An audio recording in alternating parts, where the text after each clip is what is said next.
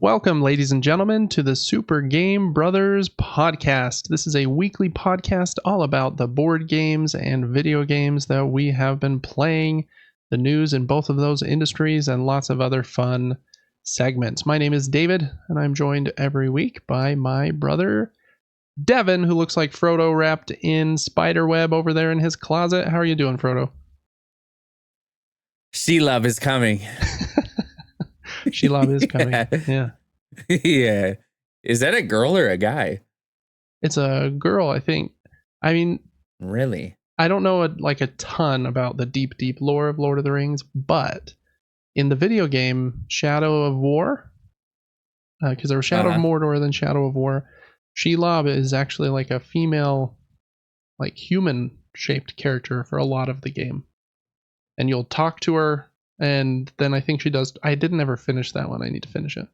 But then she turns into the spider. So I don't know if it's like a magical spider that can transform, or if that was something put in the video game that is not true to the fiction. But I imagine that using Tolkien stuff, they would have had to check with the Tolkien estate that was okay that they used Shelob in that way. So I'm going to take it as canon until I know better. But so I don't know, might be a woman. Speaking of that, did you finish the Rings of Power yet or no? I did, yeah. Me and my wife finished it just a couple days ago. I really like it. It gets a lot of my gosh. It gets a lot of hate it's online. So good. I think just because Lord of the Rings fans have impossible expectations because, you know, the trilogy from Peter Jackson was so good. I don't know why they kept those impossible expectations though, because the Hobbit trilogy is just like not as good. It's like okay. And in my opinion, Rings of Power is quite a few steps above the Hobbit. Like I like it more than those. So yeah, I really enjoy it. We have a great time watching it. I want to start the first season again and watch them all. I still think it's one of the most beautiful like shows on TV I've ever seen. Just incredible like cinematography. The acting is really good. I do think the writing is a little silly sometimes. And there's a couple characters I don't love. I don't love Disa. I think she's a little too intense. But she's kind of supposed to be as like I just watched the whole series. I have no idea who Disa is. Isn't that her name? Prince Durin's wife, the one that can sing to the mountain. Oh, okay. I'm hit and miss with her. Sometimes I'm like, she's cool, and then I don't know. I agree. Sometimes she has a good moment, but usually I'm like, can you calm down? Your voice is so loud, and are you yelling at everybody? But I don't know. She's kind of cool. And sometimes I'm like, I don't know if that thing they just did makes perfect sense, but I don't even really care. Yeah, really loved it. Rings of Power, man, 9 out of 10 for me. Just so fun. Oh my gosh. I mean, it's nearly a 10 out of 10 for me. So good. I don't want to spoil anything. When did this end? When did the last episode come out? I think just last week. Maybe it was 2 weeks ago. Who, I guess, just avoiding spoilers. Who are your favorite characters in the show? I have a few. I'll just tell you mine really quick. Elrond is my favorite. I think the actor does a really good job. And he's like I don't even know, like the moral compass of the show, you know, like never does the wrong thing. Really like Elrond. I also like Elendil a lot. He's a cool guy. And I'm going to pretend like I know who that is. That's Isildur's dad. He's like I don't know the term, captain in Numenor or whatever that is friends with the queen. I like Isildur quite a bit as well. I didn't so much in the first season, but he's come around. And I like the what's his name? Arondir, the black elf. I like him. He's a little too intense sometimes too, but I like him. And then the character that plays Halbrand, I think he's a good actor. He does a great job. Halbrand being Anatar in this last season. Anatar being the one helping Celebrimbor with the rings. Okay. Yes. And Celebrimbor, I really liked him too. I agree. But the guy you said before, freaking slays the part. He does really good. Oh my gosh. I just am like in awe every time. I'm just like, oh my gosh. I'm trying to say anything without spoiling anything. I mean, it's super good. I think we can spoil the season 1 twist because Amazon is basically spoiling it in every single trailer and promotional item. There's also trains honking by my house, so sorry everyone for that. Where they just show him and say that he's Sauron. So spoilers, if you haven't seen the first season, he's obviously not just a nice dude. And so yeah, in the last couple episodes of this second season, when he goes like full blown and evil for a minute, it was pretty baller. He's cool. He's very cool. Mm-hmm. Yeah. I don't know who my favorite characters are.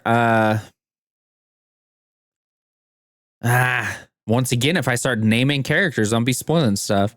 But I like that guy, the handler. Halbrand.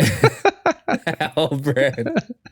And I know you don't like Nori, but I kind of do. And yeah, I think she's okay. Want to know who I don't like? This is going to sound really mean. Don't say it. This is going to sound really mean, so I'm sorry to everyone. The guy that Poppy kissed, like, could they have chosen, like, a more derpy looking dude? My wife and I couldn't get over that. I know what you're talking about.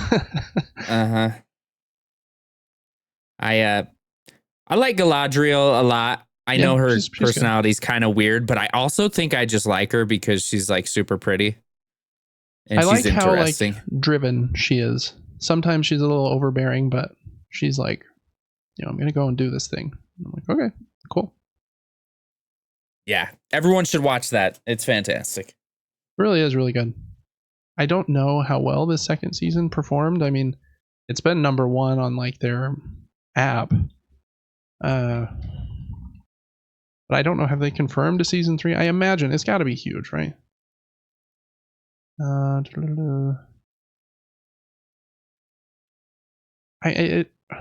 would be very surprised if they were not going to, but I'm oh, come on, get out of here, you stupid ad. Disable ad blocker. Fine, I will pause on this site. The viewership for season 2, it says ratings were slightly down from season 1, but they were still strong overall, according to the Hollywood Reporter. Amazon said that The Rings of Power is a top 5 all-time season for Prime Video and has been #1 for the service since its return. So I don't know.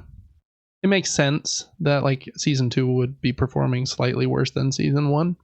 You just know, but I don't feel like anybody's going to watch season 2 unless you've seen season 1. So just by default, you're kind of trending down. But anyways, yeah, really loved it. I'm pumped to watch it again. I think it's really cool that like there's that much content. What is there, 8 episodes, and I can't remember how many were in the first season, but probably 8 as well. And they're about an hour each. A couple of them are pushing like an hour and a half maybe, but yeah, that's like 8, maybe 9 hours of content in the first season and 9 or 10 in the second. I think it's awesome. It's really fun. We've also that's a good point. That's more hours than like Lord of the Rings 1, 2, 3, not extended. Even extended, like you're getting close.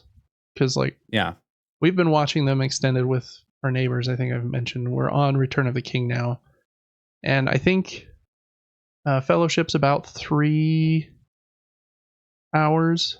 There's like 30 minutes of credits. So that makes it seem longer than it actually was. I think it's like 3 hours. 2 Towers a little bit longer, and Return of the King is like I think close to 4. So I don't know, what's that, like 10 and a half hours. So it's about the same length as one of the seasons, I would say. Obviously, I think that's probably the best trilogy of movies ever made. So I think it's of a just slightly more consistently perfect quality. While Rings of Power, I think, hit some really cool highs. And really great. Can't recommend it enough. Well, I'm going to hit you with a bomb of horror films that you should not watch. So, because they sucked, or were like too gory, or what's that? Yeah. I've seen a few recently. Salem's Lot. Super stoked for it. I was like, oh yeah. Yeah, I've been excited for that one. I love the old one. Well, don't be. Was it dumb? It's pretty dumb. Oh, man. Yeah. That's a bummer. And then Apartment 7A. Happens before Rosemary's Baby. Kind of dumb. The Platform 2. Netflix one? Okay. Dumb. I think I've seen just the trailer for the first Platform. That's one where like the food comes down the middle. Is that right? On that platform. Mm-hmm. Okay. That was pretty dumb. Just saying. The Front Room was fine. Fine. Okay. What else we got? I haven't seen Cuckoo yet. Cuckoo? I don't know how to pronounce it. I haven't seen it. Do want to see it though. I did watch House of Spoils. I think it was fine. It's What's Inside was a weird movie. They like take something where they actually their souls like go into their friend's body, so no one knows whose body they're in. Yeah, it's fine. And then let's see what else. Did I watch anything else? Maybe I didn't. I feel like I did watch one more big one. Wait. No, I have two more. Hold Your Breath, or not. Hold your breath. What am I saying? Okay, Speak No Evil. In another way of saying hold your breath. I liked that show. I enjoyed it. I thought you'd already seen that one. Isn't that the one with the... No, that's Talk to Me. What's Speak No Evil? Oh, that's the one with... Okay, I know what one you're talking about. It's the actor's name, James McAvoy. Yeah. Yes, that one was pretty good. Entertaining, keeps you hooked. And a movie called Blink Twice. Actually has Channing Tatum in it. Yeah. That was entertaining as well. Yeah, and Zoe Kravitz. Yeah. Okay, so you liked those last two, but all the other ones you watched were just fine or bad? I mean, I'd watch them if you like horror movies, but meh. Even those two are just meh? Oh, no, I'm referring to the ones to all the others. Okay. Like, the last two were pretty good, to be honest. Both of them. Blink Twice and Speak No Evil. Cool. Well, your horror movie October seems to be full steam ahead. Well, that's it's fun. Full steam. I'm on the train. Devin is the conductor of the train. I'm looking forward to Nosferatu. Yeah. On Christmas. I've watched the old one. I've watched one of the old ones, and I was so intrigued. I was like, this is the strangest thing I've ever seen. So they are weird. Isn't that first one made like 100 years ago? Yeah, 1922. And then there's one in 1979, it looks like. But I probably watched the 79. Oh, okay. Yeah, 102 years ago. That's nuts. That is nuts. I ate some weird food recently. Like last week, we had like the lobster. Do you remember that? In the butter? Yeah. So we had that last week. And then this week, I had like trout, like fish. It was way good. Boneless. It was amazing. And then I had a piece of pizza that's got some like white sauce. And it had lobster and artichoke on it.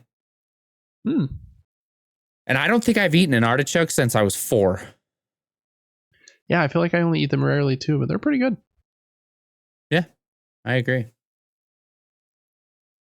Anyways, I don't think anything else is going on with me. I don't think.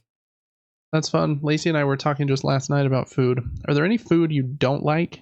We were trying to think of one that my wife doesn't like, and that's tough. She will eat basically anything. There was only one thing we could come up with, and we think it's just because she hasn't tried it in a long time, and I used to eat them all the time. They're kind of smelly, so I don't think she liked it back then. Have you ever had a kipper snack? It's just salted herring, like in a little can. I love those. She hasn't tried one in probably 10 years, but doesn't. Other than that, I don't think there is a food she doesn't like, which is weird. Very. I'm not picky at all, but there is one food that needs to disappear forever, and that is celery. screw that food. That food sucks. Disgusting. It is like a food I feel like you only eat if you're trying to like watch your calories, because it's supposed to be like a negative calorie because it takes more energy to chew it or something than it and it like has a ton of fiber, obviously, and like the very thick fibers you have to chew through. But yeah, I don't generally love celery either. I think it's okay in some stuff, like in a good chicken noodle soup or something. I don't mind a piece of celery. And I actually don't mind eating it plain either, or with some peanut butter on it or something. But I'd rather have a different vegetable. It's like not my first choice. Yeah, it's crunchy and bitter, and I don't know, it just doesn't do anything for me. When I was young, I hated most foods, but now I'll eat tomatoes, mushrooms, onions, pickles. I'll eat all the things that I didn't like when I was young. Yeah. And that's very strange that our taste buds adapt or grow or whatever they do. Mm-hmm. Yeah, I agree. I'm also not very picky. The only one that I really have, I don't like some desserts because I think they're too rich, like Divinity, I think we talked about last week. I just don't really like that. But other than that, which isn't really a food, that's like fake food that's been spun into a dessert. I don't love melon. I don't love cantaloupe and honeydew for some reason. I don't know why. Watermelon's okay. I like watermelon. But other than that, I don't think there's really a food I don't like. We were trying to come up with gross ones, and we couldn't think of very many. I was like, do you like prunes? And Lacey was like, yeah, prunes are good. And I agree. I like a good prune. So I don't know. It's hard to think of foods that you don't like if you're not picky. Yeah, I don't know of any others. I don't even know what a prune is. Is that a raisin? I think it's a dried plum. They're bigger than so a raisin is a dried grape, right? I think a prune is a dried plum, so they're a bit bigger. A raisin is a dried grape? I think so. Is a raisin a dried grape? Let's take an amazing fruit and ruin it. A raisin is a dried grape that's made from a variety of grape types and dried using different methods. Yeah. Interesting. I love grapes. Grapes are the best. But, they are the best. Devin, it's been Prime Day the last couple days. I don't know what Prime Day is, since I thought there was one in July, but I guess there is Prime Big Deals Day in October.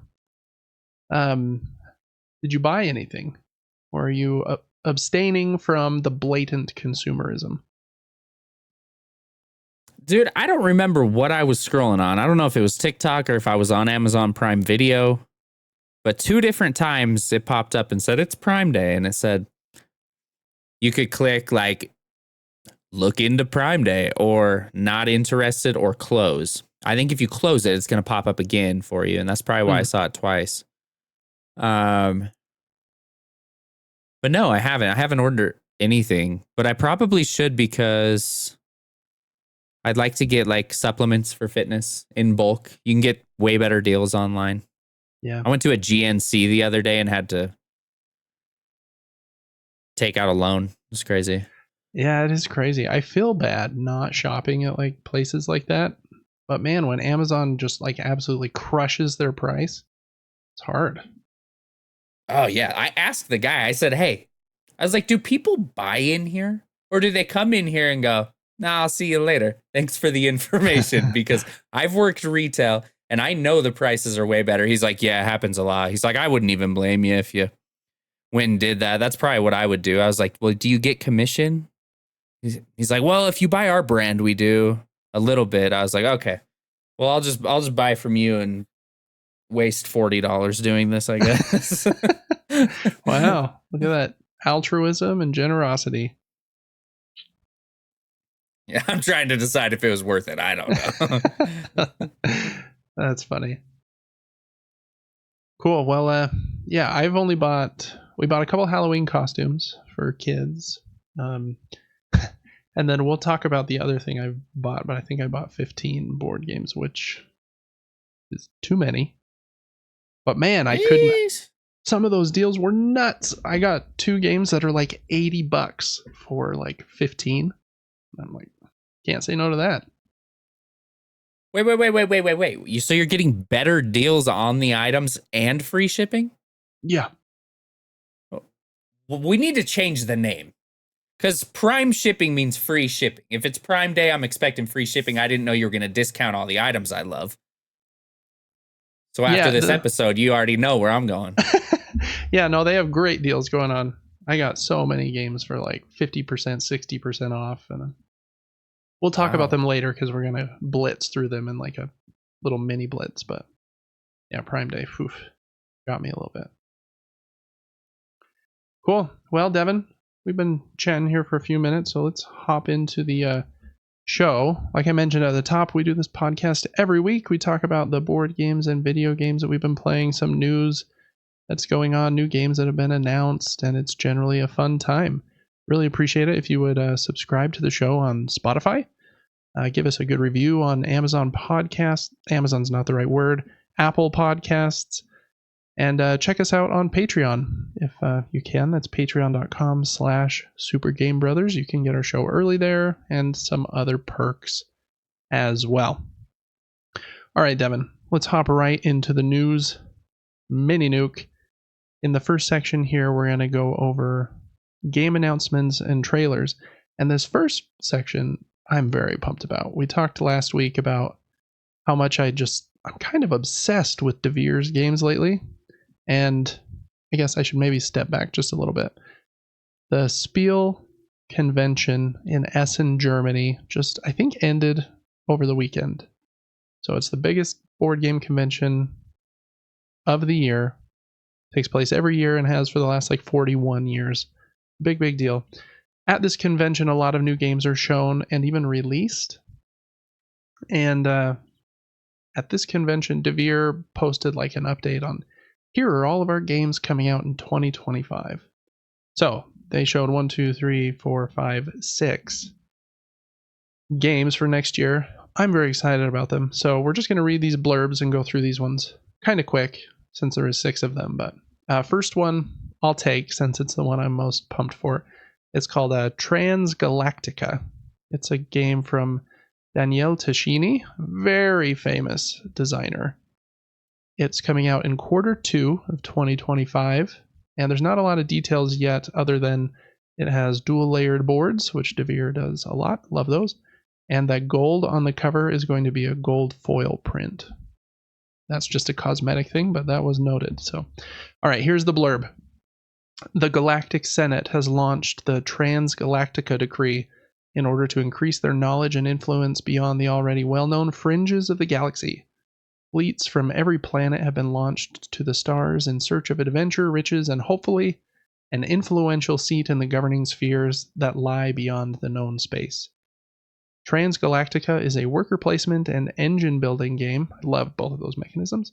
With a high level of interaction between the players. In order to thrive in this game, you will travel the far reaches of the galaxy, improve your fleet's influence in all galactic matters, compete with other fleets for technological advancements, build a commercial network, and possibly even send representatives to the Galactic Senate to claim political advantages. The game is divided into 5 rounds. In each round, players use their captains to perform powerful actions in their own operations panel. Then the other players may follow, taking the same action using their crew, but without gaining a bonus. I also like follow actions in games, because then even when it's not your turn, you get to do something, so you're not bored between turns like that. Little by little, players will increase their military power, political influence, or technology level and earn victory points by exploring, trading, mining, or completing missions. May the best spacefarer win. Anyways, yeah, artwork on the box looks really cool. Done by, I think it's Edu Valls. I don't know if I'm reading that correctly on the image there, but yeah, very pumped for that one. Q2 2025. All right, a few more. Next is a smaller game. Reminds me of Blind Business, which I just got. It's a small card game. This one is called Fritos, designed by Jose Luchoro and Rafael Morales. Also coming out in Q2 2025. All right, Devin, I'm going to let you take this one away. All right, this one looks amazing, by the way. Here we go. Set in the blind business universe, Fritos is a game for cooking lovers, where the playing area is a fryer. Players take control of various foods and try to survive at all costs, jumping from one side of the fryer basket to the other. When a player cannot move, they fall into the boiling oil, being fried and, unfortunately, eliminated from the game. You must use all the cards you collect to survive and not become deliciously battered.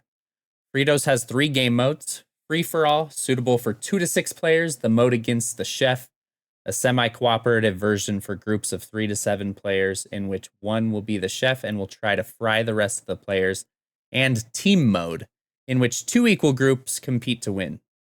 Each game mode has a few different cards to tailor the experience. After assembling the central board with 9 cards, which represents spaces on the fryer grid, players begin their turns, which are divided in 2 phases, playing cards and moving. The first phase allows you to play as many cards as you want, with the aim of improving your position in the fryer or annoying and attacking your rivals. The second phase allows you to move 1 to 2 cards away. At that moment, the card you reached is revealed. Then either an effect is triggered or you can claim that card to use it later. Yeah. Seems silly, like a little fast, quick card game, but I also like the art. It's the blind business game that I mentioned, that they also mentioned in the write-up, has similar artwork. It reminds me of Cuphead. Kind of that, like... It reminds me of Ren and Stimpy. Yeah, or Ren and Stimpy or something like that. Yeah, that makes sense. It's super cool. All right, next up is Ace of Spades from Benjamin Amarin. Comes out in June of 2025. Your path of vengeance has led you to Sweet Haven, Arizona. You know that the necromancer who has ruined your life has taken over the cemetery as his base of operations, and you are going to finish him off at all costs. You face Lord Killmister, a supernatural being, but your prowess as a gambler goes beyond sleight of hand. Channel your magic through poker plays to take out Lord Killmister's minions one by one and descend into hell itself to duel the monster who ruined your life. Ace of Spades is a single-player game or a 2-player game if you prefer to play it in co-op mode. It uses poker mechanisms to resolve dangerous duels against the worst spawns from hell. Kind of a weird artwork vibe there, but I kind of like it. And being obsessed with Balatro lately, I'm like 2 down for a game that uses poker hands. So we'll see. Maybe that'll be a fun one too. All right, next up, slightly bigger box than Ace of Spades and Fritos, I think. This one's called Red Carpet. And I'm going to butcher these names, but designed by Eloy Puyades, Ana Lucchini, and Pau More. And it is releasing next, which is probably like August, at Gen Con 2025. I'm glad you read those names because I was going to skip that line. But here's the gist of the game. Here we go. The stars shine on the red carpet. Once again, the Academy Awards ceremony is held, and as a photographer, you have the goal of capturing the best portraits of the most famous figures from the golden age of Hollywood. Get a good spot, find the perfect angle, and take the photos that will be on the front pages of all newspapers tomorrow. In Red Carpet, you play as a photographer who seeks to capture the best portraits of the celebrities who arrive in limousines and parade down the red carpet to the awards gala. You'll move your cell phone camera sideways, adjusting angles and calling out to celebrities to get the best shots, which will reward you with more points. You'll also influence the awards by voting for your favorite nominees in each category. As the night progresses, the tension will build until the crucial moment of the awards ceremony, when the value of the winner's portraits will double. Whoever has the most points after 5 rounds will be hailed as the best photographer. Prepare your camera and shoot at the right moment. I don't know how that one sounds to me. Thoughts? Yeah, I agree. There's so little. There's not even another picture. So I don't know how it's even going to play. Are you going to like move around a board to try and get close? Or is it a card game and like the values on the numbers dictate if you're close to a person to take a picture? We almost know nothing about how the game plays at that moment. But anyways, that's Red Carpet. Okay, next up, this is Covenant. Was designed by German P. Milan, I think. Milan. He designed Bamboo, which is one of their games I have right there on the edge of my screen. Also from Devir. This one comes out in about a year. at SPIEL Essen 2025. The Dwarven King has issued an order to the houses of each clan. It is imperative to reclaim Karakkum Khazar, the sacred mountain, ancestral home of the dwarves since the first age of the beard. For too long it has been occupied by the poison of the Dark Lords, with their creatures defiling the halls that once housed the noblest of all dwarves. The insult cannot last any longer. The dwarves must return to the mountain. Covenant is played in turns over 3 ages. During their turn, players will assign the dwarves of their clan to different tasks that will allow them to explore the ancient halls of their ancestors and drive out their enemies while rebuilding their ancestral home. Your dwarf tokens and tools will allow you to do all kinds of actions: dig in the mountain, defeat the enemies that live there, and build all kinds of buildings that will bring the legendary dwarf city back to life. At the end of the game, the clan that has accumulated the most glory will take the recognition of the monarch and the victory. That one's probably my second most anticipated of the bunch, just because of the designer. They said that this title might not be final, so Covenant might not be the name when it comes out, but anyways, that one's about a year out. And then last up is a little bit simpler of a game. It's a drafting game called Quorum, designed by Raul Franco Jimenez and Fran Martinez Rosa, and it comes out in the first quarter of 2025. All right, and here is the description. The Roman Empire has spread over all the known world. Its civilization has expanded and is influential in all aspects of life, from trade and architecture to the power of its army and its political intrigues. The presence of the gods is made clear in the events of human lives. In Quorum, the players take on the role of Roman senators who share the power of Rome and its provinces with the aim of acquiring the greatest amounts of influence possible. The goal is to be the most powerful and influential senator by gaining victory points, which are awarded in various areas of influence over the 12 rounds of the game. On their turn, players take and play a card in front of them to affect one of the provinces. The turns continue in this way until all players have 12 cards in front of them. At the end of the game, the combination of cards played and the influence accumulated in each of the provinces will award players victory points, which will then decide who wins. Huh. Seems like a pretty simple game where I think you're drafting cards, basically, which means play one and then pass your hand. And it looks like you do that over, 12 cards, so you're not going to have very many in front of you at the end. So probably a smaller box game. There was one other picture of it, but it wasn't here on the game page. It was somewhere else. It has kind of this cool star-shaped board. So I don't know. It could be a good one. All right, those were the 6 that I wanted to call out. They also mentioned that they are expanding their travel size line, and they did have a small tease in quarter 3 of next year. I don't know if it's a sequel or an expansion for one of their more popular games right now called Cities is coming out from the same 2 designers, Phil Walker Harding and Steve Finn, and that will be called Cities USA. So that'll be cool. I just got Cities. I think it's right behind me somewhere. Anyways, all right. That was the board game announcement barrage there at the beginning. Okay, a few other small things here. Red Dead Redemption is coming to PC on October 29th, along with the Undead Nightmare expansion. I have never played this first one. I thought Red Dead Redemption 2 was exceptional. Almost too big for me, and man, is it long. I bet I played that game for like 70 or 80 hours before I finished it, and I didn't even do a ton of side stuff. I did some, but definitely not even close to like half.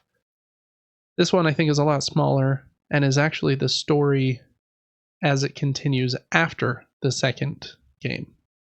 So, anyways, with John Marston, I think is his name. He is a character in the first one as well. Or excuse me, in the second one as well. So October 29th, it has all the PC fixings, 4K and ultra wide and all those things. So I'll look forward to that if you like that game. Next up is one that I thought was really cool, just because this property is important to me. But there was an announcement made from Paramount Pictures and Saber Interactive that they are working together with Avatar Studios, which is a company I think that was formed by the two people that created the Avatar The Last Airbender TV show. That they are working together on a AAA Avatar The Last Airbender game. Not a lot of details other than they said they're working on it, and quote, "It'll put players in the role of an all-new, never-before-seen Avatar and take place thousands of years in the past." End quote. I'm pretty pumped for that. I think Avatar and The Legend of Korra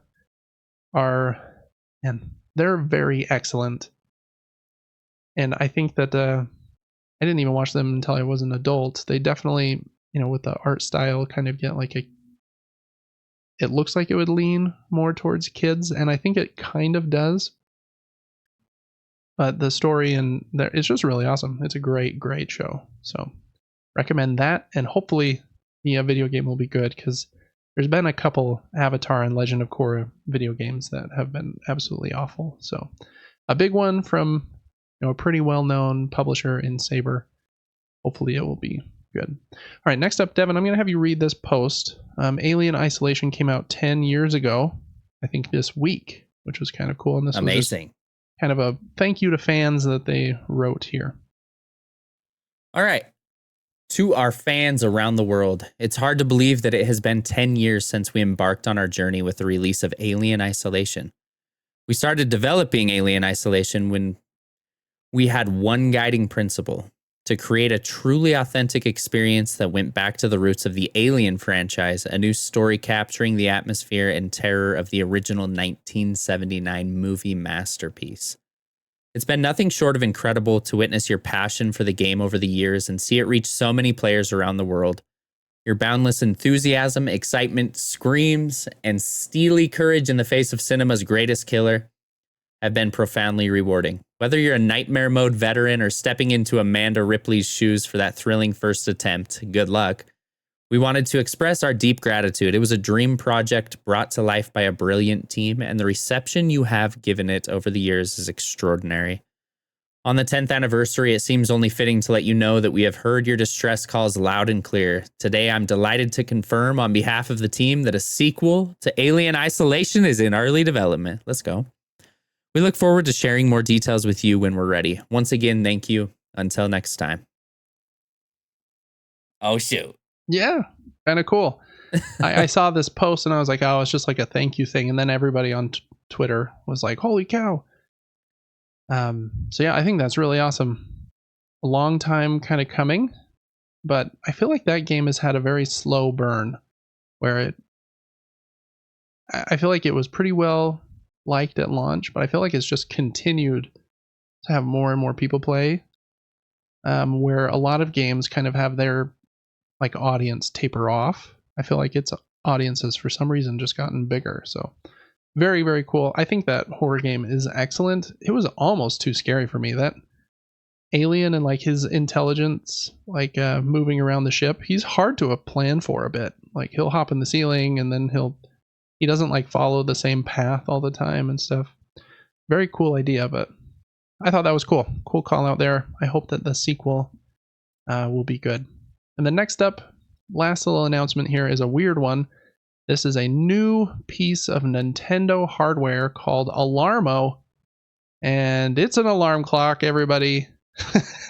Oh, yeah. It comes out in early 2025, and they have a couple videos about the thing, but basically, when you set your alarm time, you get to choose out of, I think they said it'll ship with 5 of these special alarm scenarios, but they're going to send new updates for free to it over time. And so your alarm will start going off, and maybe that alarm is, what was an example they gave? Some music from Super Mario Galaxy. And so it'll start to play a little bit louder and louder, and then it has I don't know what kind of technology it is, but motion sensing in the front. So it's kind of similar to a Google Home. Mine has that sleep sensing ability in it too. But if you start to move, then it will trigger some other sound to like reinforce that you should get up. In the Mario one, it's like a coin, like ba-ching, ba-ching, ba-ching. And I guess that's supposed to help like encourage you to get up. And there are 5 or 6 different ones, and it'll track your sleep patterns and things like that. Very weird, but kind of a fun little strange dorky device if you want to spend $100 on a Nintendo alarm clock. It's kind of cool, but I have one complaint. The screen is rectangle, but the unit itself is circle. I'm so surprised they didn't fill out the entire black area with screen. Yeah, that would look a lot cooler if the whole circle was screen there. Yeah, or they just made it a little rectangle. The exact same thing, but just shaped it to the screen. Mm-hmm. Anyways, that's a dumb, petty complaint. I'm sorry. It might be super cool. I don't know. No. It's very weird. But Nintendo wanted to release this, I guess, before the Switch too, which is kind of funny to me. But there you go. If you want an Alarmo, is what it's called. I think you can pre-order one now, but you can only pre-order them right now if you are a Nintendo Switch Online subscriber. And then later, they will be available to buy for non-Switch Online subscribers. So anyways, that is that. Awesome. Okay, that is all of the video game announcements, Devin, and I can see that I forgot to put a couple of things here in the next section, which are new games to subscription services. So if I could get you to just really quickly Google PlayStation blog, and they should have a post up just today about the new games that are joining the extra tier. Yep, got it right here. For some reason forgot to add those. Cool. All right, so yeah, PlayStation announced the games coming to the extra and premium tiers.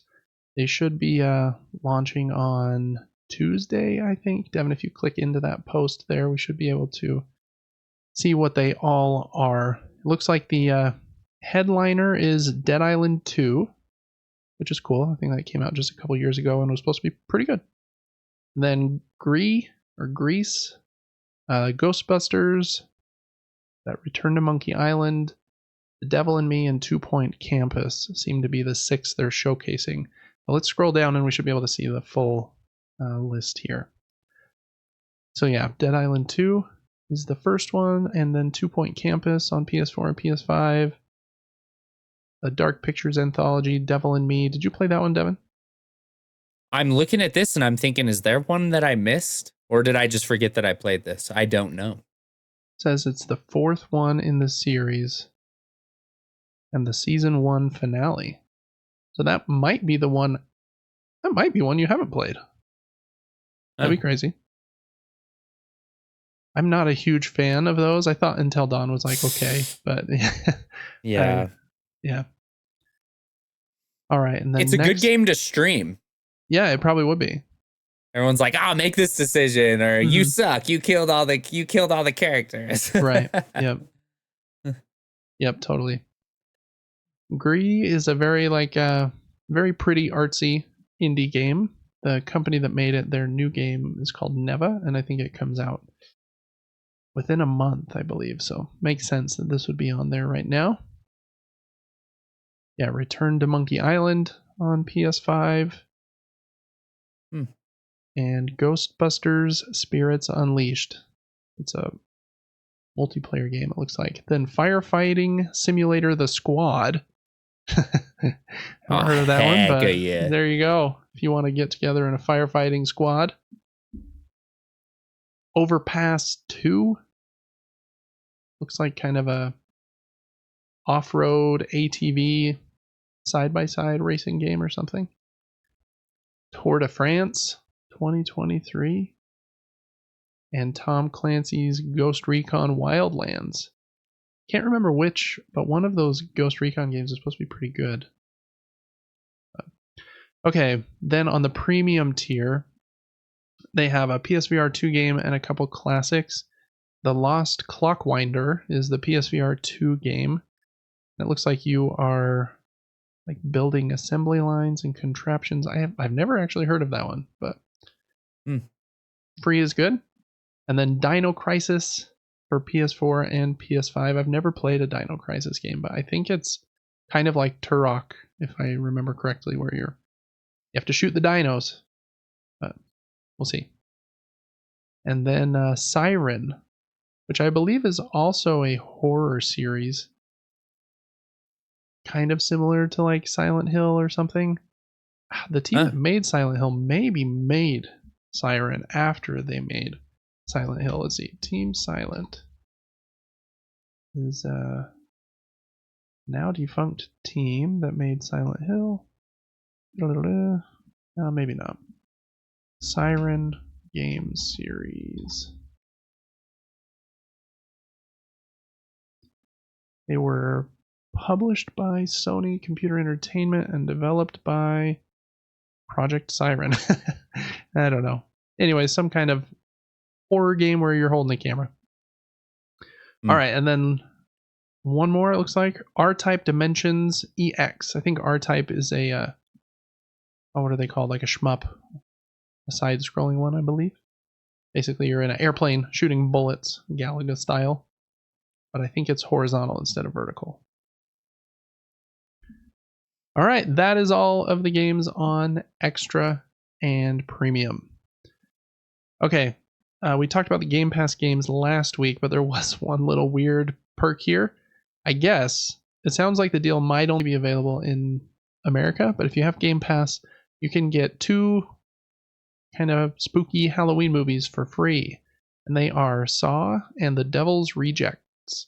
I think that first Saw movie is not excellent, but great. I think it's really good. I think after that they get ridiculous and it becomes something else entirely. But I think the first one is like a good, like, crime thriller. A little bit gory, but man, the ones after that are just ridiculous. I've never seen The Devil's Reject, so I don't know anything about that one. I think it's a Rob Zombie movie. Oh, really? Okay. Yeah. So, anyways, that deal may or may not be available to you, but seems like that is a thing. And then last up, Devin, I actually forgot to add the Epic Game Store link as well. So if you could just go to the Epic Game Store, that'd be great. The 2 games that are free this week are Empyrean, Galactic Survival, and Outliver? Tribulation. I don't even know how you pronounce that word, but they look a little bit odd, to be honest. Let me see if I can. Here we are, yes. And Bear and Breakfast. Yeah, that was the one that was free last week. It'll only be free right. for a couple more hours. Yeah, those other 2, I'm not exactly sure what they are. Empyrean Galactic Survival. It's a true space sandbox survival adventure that uniquely combines elements from space simulations, construction games, survival games, and first-person shooters. That's a lot of things. I don't know. It might be kind of fun. They don't have a video, which is surprising. It's just a couple of images. But anyways, add that one to your library, totally for free. And then how would you pronounce that? Outliver? I don't know how to pronounce that. Outliver. Tribulation. For a second, it looked like Lara Croft. For a second, it looked like it was trying to be Remnant with the dodging and stuff. I was going to say it looked just like Remnant gameplay. Yeah. That's funny. I'm curious. I want to see when it came out. Scroll down just a little bit, Devin. July of 2023. Interesting. I don't think I have ever heard of this game, so can't imagine it's incredible, but I don't know. Maybe you'll be surprised. Add it to your library as well. Again, free is good. So if you want to play it 50 years from now, then I guess you'll be able to, as long as Epic isn't out of business. But anyways. Okay, those are the free games on the Epic Game Store. Just going to check one more thing here. Yeah, okay, don't see that. All right, so that is it for games new to subscription services. I still haven't seen Amazon Prime's October update, which is kind of surprising. Maybe it's just going to be later in the month. Is it Rings of Power or something? I don't know what's going on. All right, Devin, in games we're playing, my segment here is going to be very short. I didn't get to play very much of anything. I dabbled in UFO 50 some more, but they were the same games that we went over last week, so I won't even really pull those up. And then I played a lot more Balatro on my iPad, which is a very fun place to play it because it's a little bigger than your phone. And yeah, it's so good. Balatro is amazing. Just can't recommend it enough. We said it every week for like ever. But if you love card games that you can like improve at, and that there's a lot of secrets that are fun to uncover, and if you like games that are run based, like something like Slay the Spire or Spelunky, where you're going on a run trying to do as good as you can, and eventually you're probably going to fail and then you'll start over. That's what this is. But you uncover so many different things. There's lots of different starting decks, and they all have different perks. And then there's different jokers that randomly come up in the shop, and they have different perks. Balatro is amazing. I won another run this week. It was a good feeling. I still haven't gotten a hand into the millions of points, but I've gotten hundreds of thousands. So, yeah, Balatro on Apple Arcade. It's also on PlayStation and Switch and Steam. It's probably on Xbox as well. Just play it. It's so good. So that's my full update though. That's all I was able to play this week. Devin, you're gonna make me look like a noob here. I'm gonna make you look disciplined and like hardworking. And I played a lot. I played some video games. So I don't think we finished Dead Space yet, the remake. But as you can see here, we have a cool outfit from our first playthrough. We've beat the game before. I think we talked about it last week. I don't need to go too in depth here, but the game's fantastic, beautiful, fun combat, scary, very dark. You're in space. It's been remade to run on the superior console. So, fantastic. Yeah. It's a great game. Xbox is still cool, okay? Whatever. Don't come at me. It's free this month. Okay, play it if you have a PlayStation. It's totally free. Well, if you have PlayStation Plus Essential, which most people do. Second game I played. Weird game, but fun. I played a game called Chained Together with some friends, with my good friend Caleb, and we got my friend Christian in there eventually. Basically, you're stuck together by chains. The game's impossible, tries to knock you down using gravity over and over and over. And it's absolutely just chaos, and you laugh the whole time you play. It's like $5. And it honestly looks good for $5. Really does. It plays pretty decent. Luckily, I got high frame rate and a nice mouse pad. I was able to keep my character relatively straight, but but there's connection issues. So if one person's like slightly lagging or something, all of a sudden they're just off the edge and you're trying to reel them back in. There's a mechanic where you can like pull the chain of the guy you're connected to. You can have up to 4 people. You can choose to do a closed chain or an open chain. Open would be like a line of 4 people. Closed, it would be like a square maybe of 4 people. That's even way harder. You've got like 7 feet between you, maybe 6, 7 feet. So you got to coordinate your jumps. You got to be on a Discord call, that type of thing. We didn't get very far, but honestly, the game's funny. I recommend trying it, especially for $5. Fantastic time with your friends. See, I messed up right there and got hit by a spike, but ridiculous game, honestly. Super funny. I don't really have anything else to say about it, honestly. What did you think about it? The only thing it made me think was that I need to make a game and sell it for $5. Yeah. Just learn Unreal Engine or something, or I don't even know, Unity. I don't know. Ain't nobody got time for that. Yeah, it's true. All right, the last game I played and the most exciting and something I've been anticipating and talking about for weeks on this podcast was, you already know, Silent Hill 2 Remake. Where do I start with this game? It's beautiful. Crazy very fog. Pretty game. Mm-hmm. Say that again. Crazy fog. I feel like the fog's pretty impressive. Yeah. Yeah, it's foggy in a lot of areas. It's crazy. I don't think the game offers too much as far as like weapons, but right now, at this point in the game, I had a stick or like a plank with nails in it. And eventually we got a pistol and a shotgun. There are not, as far as I can tell, upgrade screens or like character building at all. It's more just story based and solving puzzles, that type of thing. This game introduced something super cool, in my opinion, which was multiple difficulty settings. You have your difficulty with combat. You also had a puzzle difficulty setting. So if you're good at puzzles, you might want to ramp that up so that it's not so easy for you to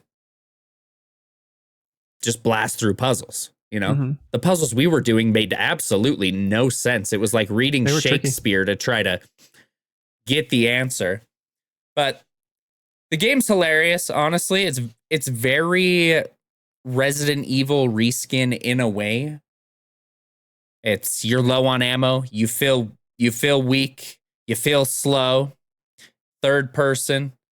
The enemies throw weird attacks at you that are hard to dodge. There's obviously a built-in input lag system that's supposed to make the aiming more difficult. There's cursor sway.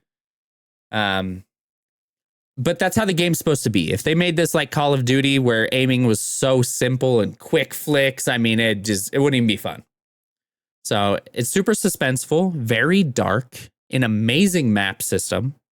For every area you go in, you open a real looking map in your hands, and it updates every time you touch a door.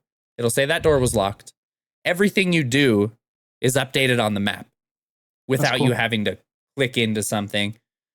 You have like the open world map of a city, and then you walked into an apartment building, for example, and there was a map on the wall, and it had a map for floor 1, level 2, and level 3. And we spent like 3 hours in the apartment building trying to search every room and find every puzzle. And the game's fantastic. I can't wait to play it tomorrow, honestly. The platinum trophy requirements are absolutely ridiculous, in my opinion. But are they? Do you have to beat it multiple times? Oh my goodness. Well, there's like 6 endings from what I hear. You have to get them all? You've got to do a new game plus. You got to do every ending. So you're going to have to like back up your save if you want to do it towards the end or something. And then, just easy to miss things. A new game plus playthrough has to be done. There was a lot of trophies, but I mean, games are expensive now. This was $75 after tax. Yeah. I couldn't believe it. But I mean, think of the work it takes to make these games, and the hours I'll put into this. Let's say I put 50 hours in. I just spent $1.20 an hour. Yeah. That's not bad. No, it's really not. But it is sticker shock when you pay for it, though. I get it. Oh, my goodness. I almost quit streaming last night. Nah, I'm good. But couple questions. It's super fun. Yeah, go ahead. Have you played Silent Hill 2, the original? I don't think so. No. Okay. I haven't either. I think I've played maybe an hour of the first one. I think like our uncle had it and it was at grandma's sometimes on the original PlayStation. I think Silent Hill 2 was a PlayStation 2 game. It's pretty widely considered one of the best psychological horror games ever. And so I was curious if you feel like it's living up to that, if how you think the story is the story really weird? I feel like a lot of psychological horror has really weird stories of like things don't make sense. You can't tell if a character's like really something's happening to them or if they're imagining it. I mean, you're hitting it spot on. That's exactly how I feel with the story right now, is that I really don't know what's going on. Okay. But it's, in my opinion, it's living up to a ton of content. A lot of difficulty levels, a beautiful game, a horror game, which I love. Pretty next gen mechanics in different ways. Some of the mechanics are a little more old school, and you can tell that they are. They still have that Resident Evil flip a 180 on command type movements, and it's funny. I don't use it too often, but sometimes there's a lot of notes laying around, just a lot of lore. A lot of things to read that don't do anything, but then you find a piece of lore that does do something. So you're like, maybe I need to read every piece of lore. What else to say about the game? It's also, you're still pretty early, so that makes sense if you don't know everything. I was just mainly curious. Yeah, I really love it though. I really, really do. I would be more than willing to go for a platinum trophy on this, and it's just a good difficulty level. It's spooky. I screamed many times today playing this, and that's what I wanted. That's a good sign. Yeah. The one thing that I would say, I think the game looks very pretty. I think it looks fun. I think I'll probably try it. I hope that the two things that I would hope as you continue is that even if the story seems wonky and you're not sure like what things are real or not, I hope that it eventually comes to like some point where you're like, okay, I think I get it now. And instead of staying like too obtuse, which some movies and games in this genre do. And the other thing, I hope that there is a bigger variety of enemies. I feel like it's a lot of the same enemies over and over. But that would be my biggest complaint about this game is slight repetition. Yeah. Sometimes it's like, oh man, do I want to go explore this entire next area where I'm just going to be scrounging for just a couple bullets, having a hard time opening new areas and shooting the same enemy for the next 3 hours. Yeah. But it does for me, it's been fun, but it is repetitive. Yeah. I hope that changes a little bit. It does seem like they slowly like introduce like, hey, here's a new weapon. So hopefully it feels a little different, the next couple hours, and hopefully that'll continue to have new things. Is that right? Like you didn't have the gun for a minute? Or something. For quite a while. Okay. So hopefully there continues to be more. I feel like you just got a shotgun as well, right? I did, yes. Okay. I would say the strongest point of this game is the puzzles. Put the puzzles on hard. Like, force yourself to try to understand a puzzle that's not simply solved in 2 minutes. That's fun, in my opinion. Oh, I love puzzles, so I'm too down for that. Yeah, my game when I play it will be on hard for puzzles and probably just normal for combat. I think that's a good balance, honestly. It does, just watching you play and seeing like how much health you lose when any of those enemies touch you. It seems a little tough. I like to torture myself on these games for some odd reason. There's probably a trophy tied to finishing it on hard, I would imagine. Maybe not, I don't think there was, bro. Sadly, really? That's why I did it. I was like, they're gonna force me to play it on the hardest difficulty. So without looking, I did so. And they won't let you change it mid playthrough. Probably. Exactly. That's funny. Well, you're stuck. So hopefully you don't get a bad first impression of the game when you hit some very crazy difficulty spikes. I'm really loving it. But that is the last video game I have been playing. Besides Clash Royale, brand new season. All right. Destroyed the battle pass in 2 days. Embarrassing, but there's a cool Frankenstein card that just came out. Cool tower skins. They've changed the battle pass system. There's a new evolution for the Electro Dragon. His electricity can chain endlessly between two enemies, that type of thing. But other than that, no, I really haven't been gaming too much. Well, yes, I have. I just explained 4 games I've been playing nonstop. So yeah, I was going to say, you've been playing quite a bit. I just had one of those weeks where I wasn't able to get a lot of video games or board games played, which we'll see in just a second. Just busy. But yeah, I think that was great. As far as board games are concerned, I only have one. I played another couple of matches of Altered on Board Game Arena. This is that collectible card game. You can buy, I think there are 6 starter decks, and then there's obviously boosters, and you can get like holographic foil versions of cards and uncommons and stuff like that. And you build a deck, and then you play one player against another. I think the game play system in this game is really good. I think it's fun. I think the main differences are there. Instead of it being a 3-lane battler, it's a 2-lane battler. So you have like basically a left and a right side. But on each lane, there are 3 different, what would you call them? Like values you're tracking. There's a green, an orange, and a blue. And so you need to be aware of who is winning each of those 3 values on each of the 2 lanes. And it's important. It's a little hard to explain. There's 2 pawns on the right and left of this track in the middle, and the first player to get their pawns together wins. And in order to move your pawn, there's some requirement on that track. Like, hey, if you want to move the pawn to the next piece, you need to win this lane and win it in, and it will list 1 or 2 of those 3 scoring categories. You might need to win in the blue or the green track. And if you did win that lane with a higher value in that track, then you get to move your piece forward.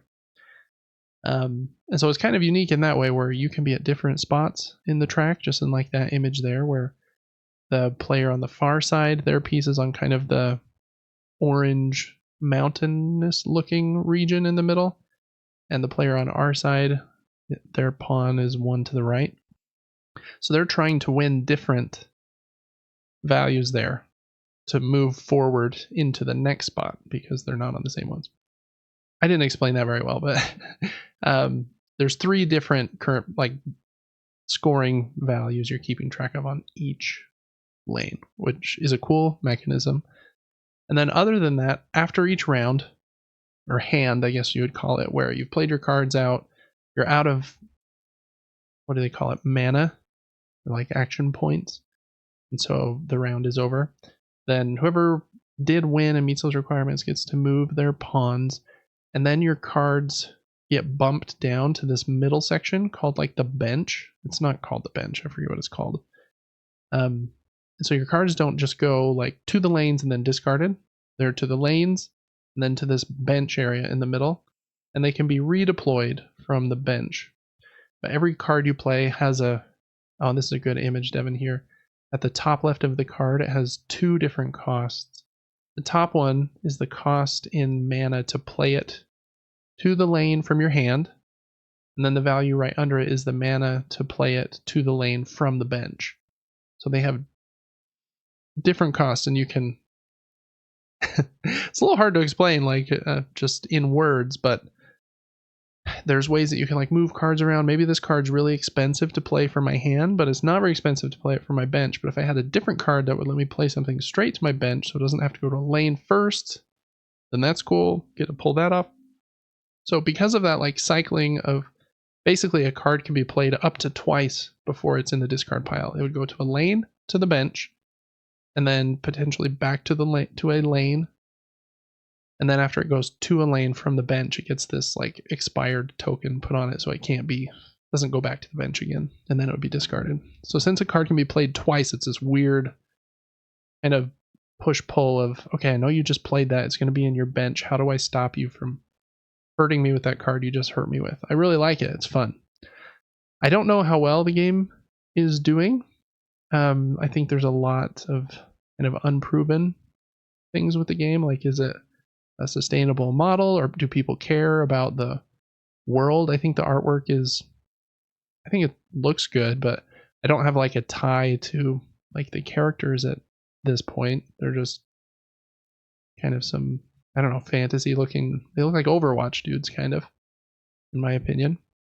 But I don't know. I think the gameplay is really fun. So I played it a couple more times on Board Game Arena. I don't know at this point that I will buy the game, but if it continues to do well, and it seems like it's going to be around for years and years and years, then I might hop in and buy it physically, because I think it's a fun system. Mainly because of that bench, where after a card's played, you have a chance to play it again instead of it being discarded immediately. But that's the only board game for me. Devin, any surprise board games? I don't think so. Okay. No worries. All right, Devin, what are you most looking forward to playing in the next week or two? Ooh, I would this podcast opened my eyes to Siren. I'm going to take a gander at it because I'm always looking for scary things to play in October. So I will look at that. Probably some more Silent Hill. I'm pumped to finish that. Yeah, I'm going to grind Silent Hill to death. Cool. I'm excited to try it too. So I'm going to try that one as well. Keep playing Balatro. I want to play some more of UFO 50. And other than that, as far as video games are concerned, I'm probably most excited for a couple Nintendo games. I want to still play that Zelda game that came out a couple weeks ago. I think Mario and Luigi Brotherhood comes out fairly soon. So anyways, that's kind of what's most on my mind. For board games, I wanted to have this segment here today, Devin. We're going to do this really fast, but I thought it would be kind of fun. And I need some like help from anyone listening or that sees this video on YouTube. I need a way to ensure that I play more of the games I get. I don't know if it might just be that I need more sheer will and determination. But I just wanted to list, these are all of the games that I either got recently or are delivering very soon that I haven't played yet. And so I'm kind of like paralyzed for choice at the moment, and I don't know like what order should I play them in, and I'm like in my own head a little bit. I have too many that I'm excited about, so I'm not excited about any of them. I don't know, it's driving me nuts. But so we're going to go through these really fast, Devin, because there's like 30, and so we're obviously not going to spend very much time on them. But first up, in a package delivering tomorrow, I'm very pumped for this one. This is one of the hottest games in the world right now. It's The Lord of the Rings Duel for Middle-earth. This is kind of a reskin of Seven Wonders Duel. It's a card game where one player plays as kind of the Fellowship, and one person plays as the Agents of Sauron, I believe. And you're basically taking cards from this pyramid, and the cards that you take let you do certain things. And eventually the Black Rider can catch up to Frodo. And if he does, then that player wins, or Frodo can make it to Mount Doom. And if he does, then that player wins. So there's like 3 different win conditions, and you're all fighting over the 3, and you can't let the other player get too far ahead in any of them. Very pumped for that one, Devin. We're going to play it. It's going to be fun. In that same package tomorrow, there's 3 other games coming. One is Harmonies. This was a very popular game a few months ago. You're trying to build this cool little kind of grid of different types of land to get these animals to come stay in your habitat. It's kind of an abstract game in that way. You're taking these pieces kind of in Azul style from the center board and putting them on your board to get animal cards. Very cute, colorful artwork. Next is Through the Desert, designed by the good Dr. Reiner Knizia. Oh, my man. This is a kind of an abstract game where you are building routes, I think, with your camels in order to have more control of the desert. It's supposed to be excellent. Again, haven't played it yet, but coming tomorrow. Also got Witchcraft, which is a solo-only card game where I think you're playing as like the leader of this coven of witches, and you have to stop these monsters from like taking over the town, but you also can't let the people in the town know too much about your witch power, or else they'll burn you at the stake. So it's supposed to be a really fun solo game. I'm excited to play that one. It has cool art This one style. looks cool to me. Yeah, it does look cool. We could even try it like together solo. That doesn't make sense, but you could play it together in that way. Okay, so those all deliver tomorrow. The next segment of games are all games I got in the last week. Basically, all of these were from the Prime Day sales because I think Prime Day for board games, for whatever reason, opened up a little early. So it was like a week ago, and I was ordering these games. So this one is one that was on Devin's most anticipated list from last week. It says, Let's Go to Japan. I've got it already sleeved, got a 3D insert printed. It's in the box and just waiting to be played. Looks very cool. Has very big cards. Very excited for it. The next couple are pretty simple party games. One's called Medium. You're trying to say the same word as your teammate based on a prompt. Kind of reminds me of like more like interactive code names. Next up is called Just One. It's one of the most famous party games of the last decade. where you're trying to get one specific person you're playing with to guess a very specific word. Everyone else gives a clue, but if anyone gives the same clue, then both of those clues are discarded. So you have to give a unique clue. It's kind of the shtick. Next is Tiwanaku. This one, I'm pretty pumped for this one too.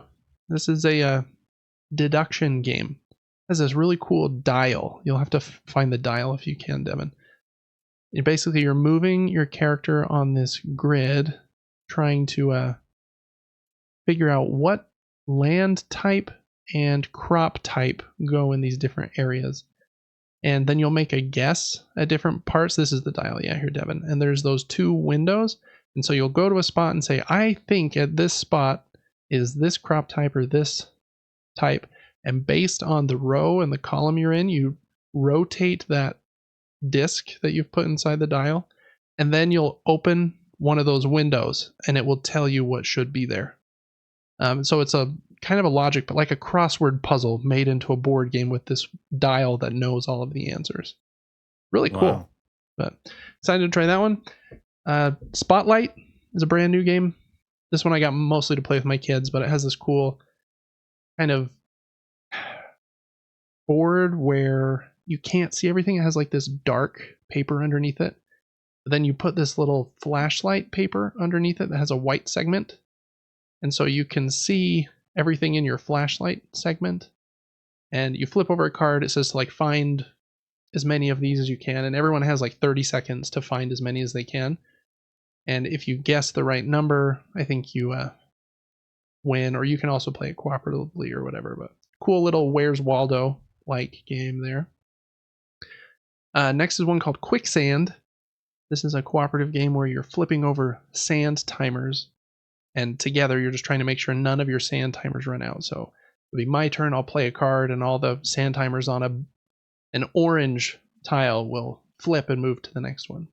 Or then it's Devin's turn, he plays a card with a square on it, and all of them on a square tile will move. And you win if you can get them all to the end of the track, past kind of that finish line thing, without any of them running out.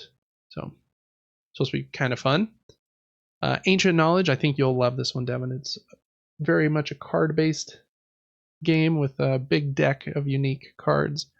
You have your own board, you put the cards on this top section of your board, and then eventually they will slide to the left, but they'll have a bunch of these knowledge tokens on them, and you have to get as many of them off as possible, because when they fall off your track, any knowledge that was on them will be a negative point for you at the end of the game. It's supposed to be an excellent card game.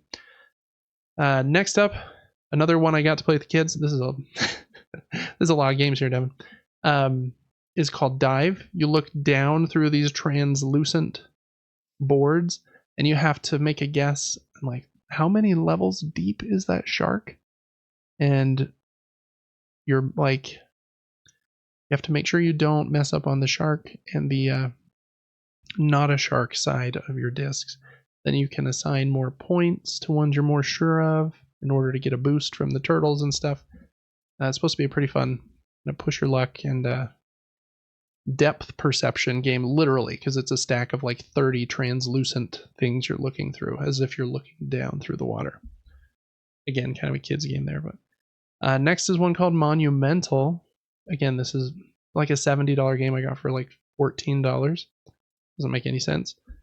I got the version without miniatures. It's just cardboard.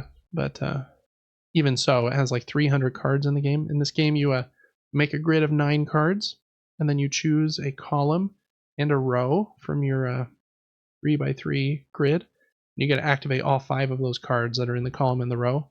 And then they come out of your grid, and new cards from the top of your deck fill in the grid. So it's a deck building game where you're trying to get new cards into your deck, and then they'll refill your grid and you activate the columns and rows. It's supposed to be fun.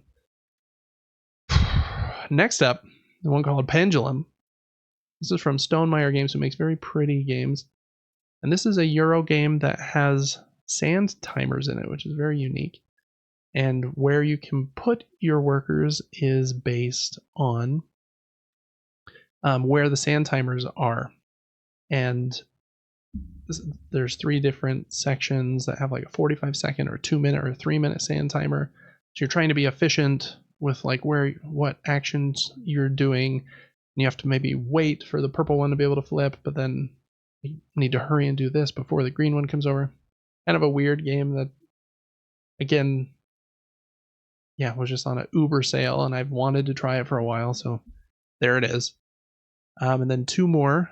Iki is a very pretty Japanese-style game with this kind of shopping street in a rondel, which is a board game name for basically a track that goes in a circle, and you move along that track to the different shops, and you'll go around that rondel many times in the game. It's supposed to be excellent. And then last in this section is Empire's End, which is kind of like No Thanks, but you have a big empire you have to take care of, and you don't want any of the sections of your empire to be destroyed by calamity. So that was all the games I got last week. Freaking Prime Day. And then in the last couple of months, I've got probably 20 more here. We're just going to read these ones even faster. So that we're not here for too long. The main gist of this was just that I'm struggling to know what to play and need, I think, just some advice either from myself and my own mental capacities or from anyone watching the video or listening. How would you tackle this problem? Besides probably, getting David away from the credit card, that would be helpful too. Anyways, the other games I've gotten in the last couple of months I haven't been able to play yet. Flip 7 is a fun little card game about, it's kind of like 21. On your turn, you either say hit me or you pass and are out of the round, and you can get more points, but if you bust, then you lose everything. Gnar, a very popular game from last year where you were trying to race to 40 points with these cool Viking cards, making a little stack of them in front of you. Bomb Busters. It's a brand new cooperative game where you're trying to defuse a bomb together, but you can't see the wires that are in front of the other players. You don't want to cut the yellow and red ones. Cities, we talked about earlier, from Devir. It's a pretty simple drafting game where you're building your own little city in front of you with buildings on top of it. Gizmos is an engine building game that has this cool marble like station, and marbles come out of this little track out of the front. And so you can, when it's your turn to take a marble, you generally are only able to take them from those like 5 or 6 that you can see out the front of the marble randomizer. It's supposed to be a fun engine building game. Evacuation is from Vladimir Suki, one of my favorite designers. It's a big, complex game.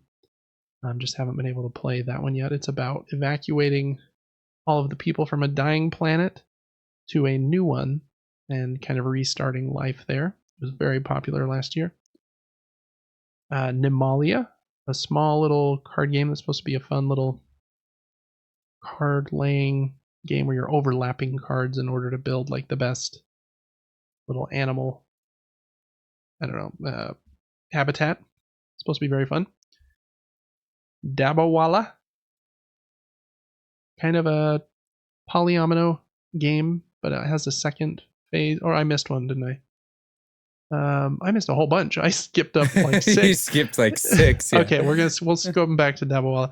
Motor City is a roll and write game where you are, I think, managing different sections of a car manufacturing shop, and it's supposed to be great. I like roll and write games. Then we got 2 Vital Lacerda games, Kanban, which is one about kind of a similar theme to Motor City. You are a worker at an electric vehicle manufacturer. And then On Mars is one where you are trying to kind of populate Mars and get as many of the resources from Mars as possible. Those are very big, complex games, but I'm very pumped to play them. Then a couple smaller ones. We got Patterns. It's a 2-player abstract game. You're putting these little colored discs out on this grid. in different patterns in order to score more points than the person you're playing against. Then Nidavellir, it's mainly an auction game where you're playing out auction coins in order to win these cards, and the cards will get you points. But you can also play 2 cards down to your cauldron, and I believe that you get to add their totals together in order to take a new coin from the bank. So your coins are constantly getting better too for the auction. Now we're at Dabbawala, where you are stacking these different dabbas in the first phase on your little bicycle. And then in the second phase, I think you flip the board over and deliver them all at the different price values of the different colors of dabbas. We got Roll for the Galaxy, which is the dice version of Race for the Galaxy. I don't know a lot about that one, but it has cool dice and supposed to be really good. Dinosaur World, it's kind of like Jurassic Park, the board game. It is, I think, the 3rd or 4th in this series from Pandasaurus. But it's pretty cool. Your dinosaurs can like break out and eat people. And you have to take care of your park and make sure everything is running okay. Paris, the City of the Lights. I think that's what La Cité de la Lumière means. Not 100% sure.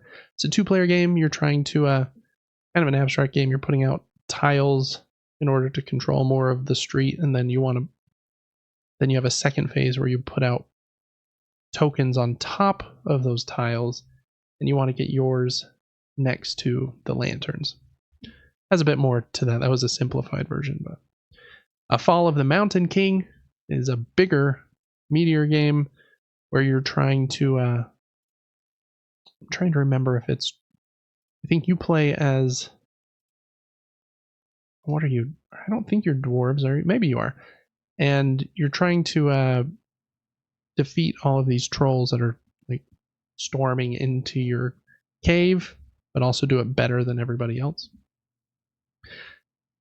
Havilandi from, again, The Good Doctor, Reiner Knizia, is a kind of an abstract excuse me, game about getting the most control and points over this kind of hot air balloon track here.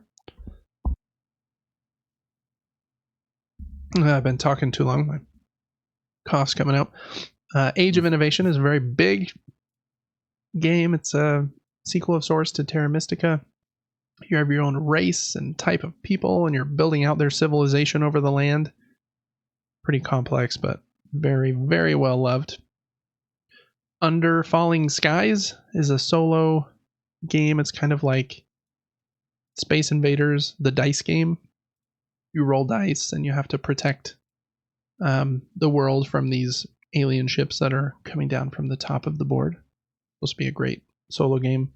Teletum is a game from, I think, Board and Dice in their T series. I don't even know very much about this one. Well, at least how to play it. I know it's supposed to be a very, very good Euro, but haven't even read the rulebook here. That's how far behind I am. My Farm Shop is similar to Space Base and games like Dice Forge, where you're rolling a couple dice and you get to activate the sections that correlate with the number rolled.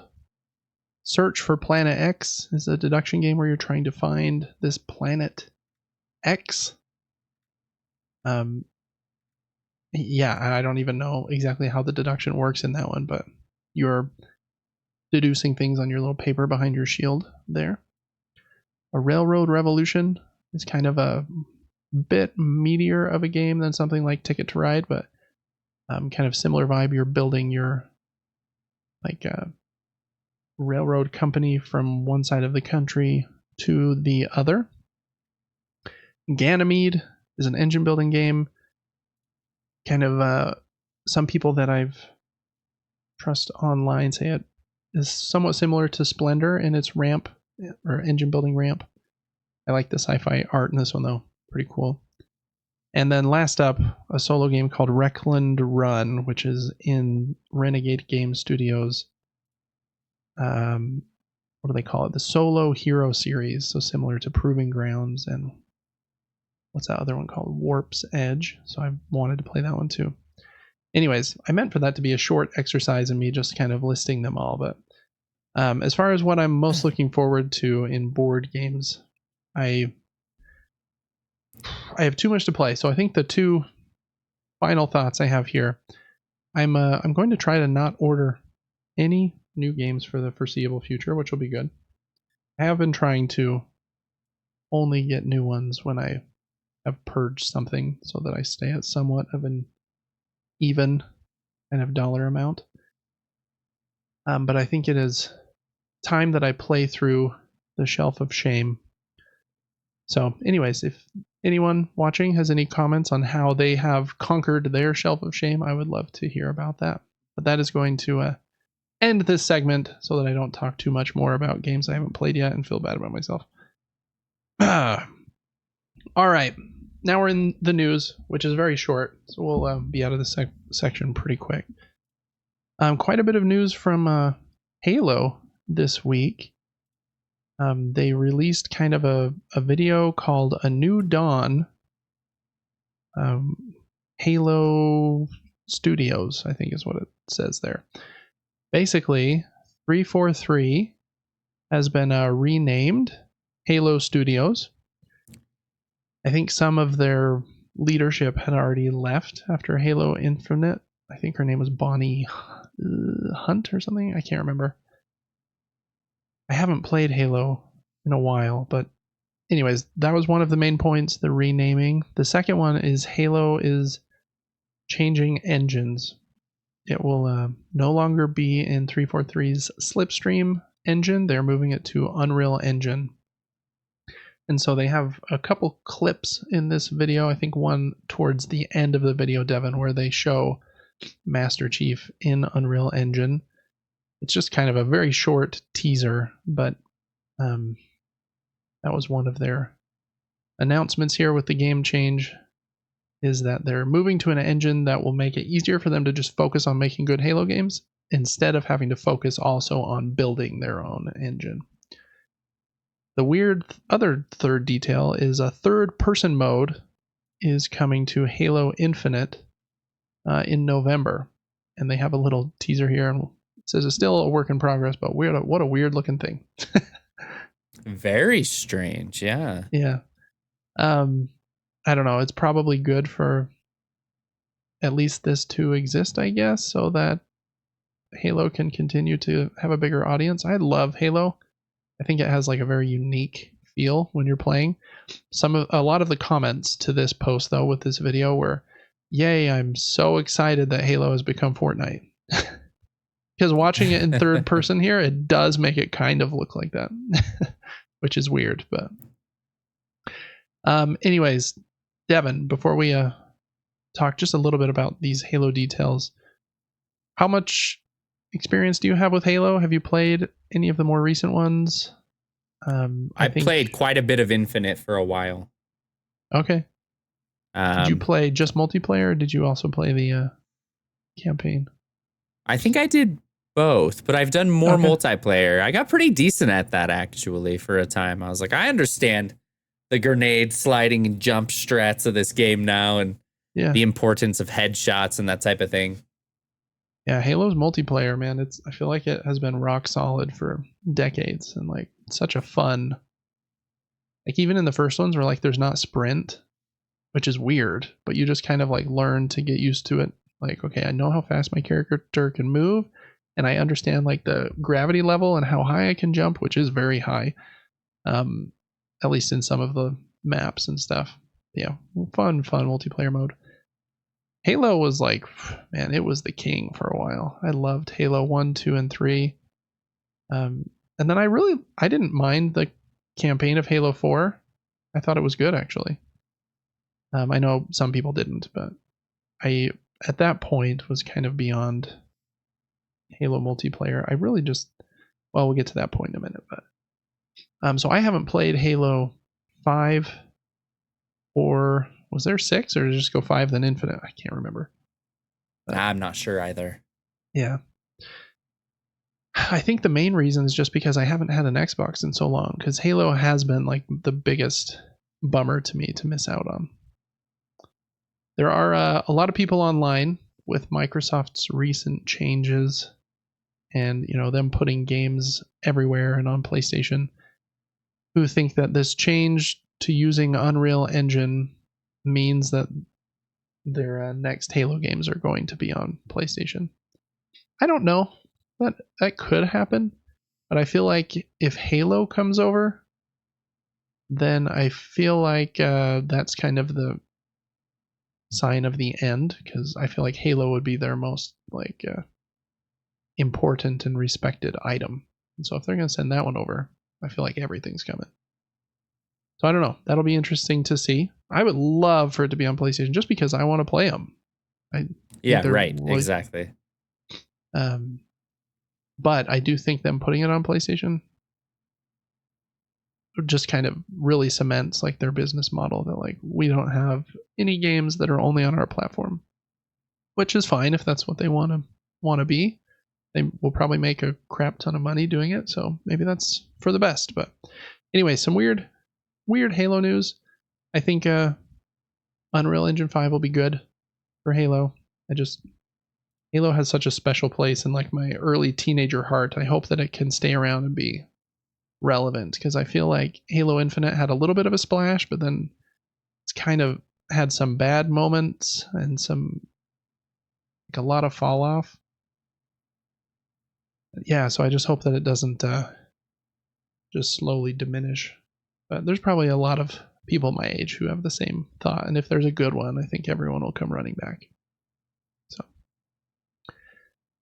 anyways, anything else to say about Halo, Devin? Or I think that's kind of it. No, super nostalgic for me as well. I've got very strange memories of playing Halo in very different places as a kid, so big fan. And I don't care if they're making this change. It might be amazing. I think we judge things too harshly before they release. Yeah, for sure. Like this could be a game changer. It's probably not going to be. Who knows? But, you know, you never know. Yeah. Yep. Okay. It's the 10-year anniversary not only of Alien Isolation, but of DRIVECLUB just yesterday. And I just wanted to pour one out for DRIVECLUB, which is my favorite racing game I've ever played. I loved DRIVECLUB.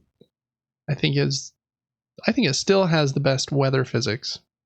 I mean, I haven't played like a lot of racing games since this one. And it just, yeah, man, I loved this game. I thought it was so good. I really liked the main system that they had, other than it being very beautiful and like it's in that genre they call like simcade. So it's not a simulation like Gran Turismo. So it's a little more unrealistic than that. But they try to keep like the driving somewhat. It's not Need for Speed either. You're not drifting around every corner. It's like Project Gotham Racing. I think that's my favorite genre of racing game. Because if it's too realistic, like Gran Turismo, like I feel like you lose some of the fun. I don't know. Maybe if I got really into those with a wheel or something, then I could have just as much fun in those. But I like Simcade, Project Gotham, DRIVECLUB, and the system that they had were little mini challenges, like along the track. Like you'd pop into a mini challenge, and it would be like, okay, this next corner, see how many drift points you can get. And here are your 3 friends that have played this race recently. Here's their drift scores. And if you beat them, then you'll get some experience or whatever. And then like, okay, on this next lap, try to get the fastest lap out of your friends. I love challenges like those in racing games, especially like little short ones like that. This game was made by, what was their name? Evolution Games. And yeah, I just love that philosophy in racing games. My second favorite racing game probably was one on the Vita and the PlayStation 3 called MotorStorm RC. It was that RC racing game from above. And I think I thought it was great. Really loved it. And it was kind of the precursor to this in that you could see like all of your friends' racing lines and their lap times and race against their ghosts, like just built into like the races you were already doing. And that feeling, I don't know, I love that in a racing game. Like, I feel like racing games feel stale if I don't see like some sort of like mini competitions like that. I don't know why. I really like those, like beat this lap, high score.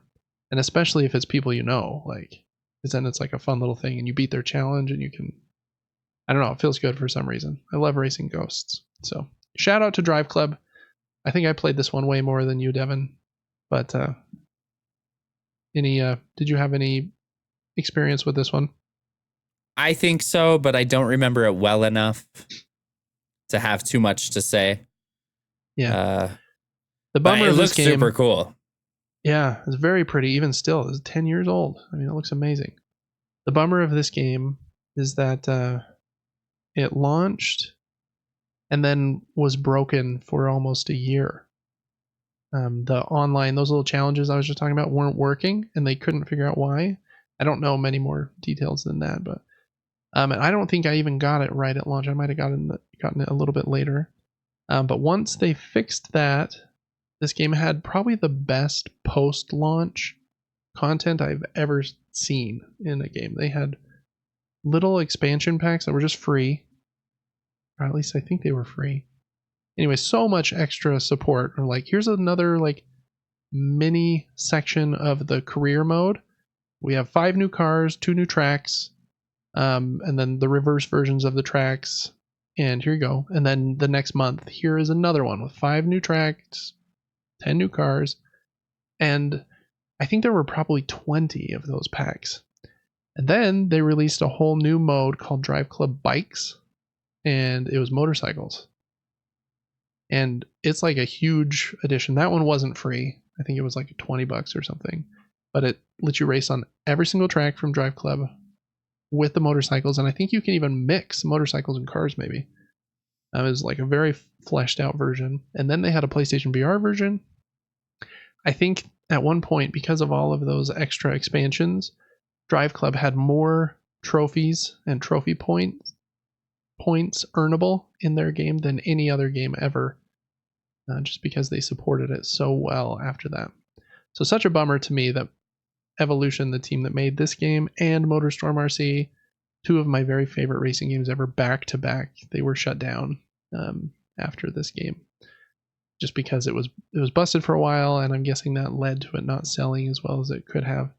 Man, I would have killed for a DRIVECLUB 2 or something else made by them on the PlayStation 5, because that's some good stuff.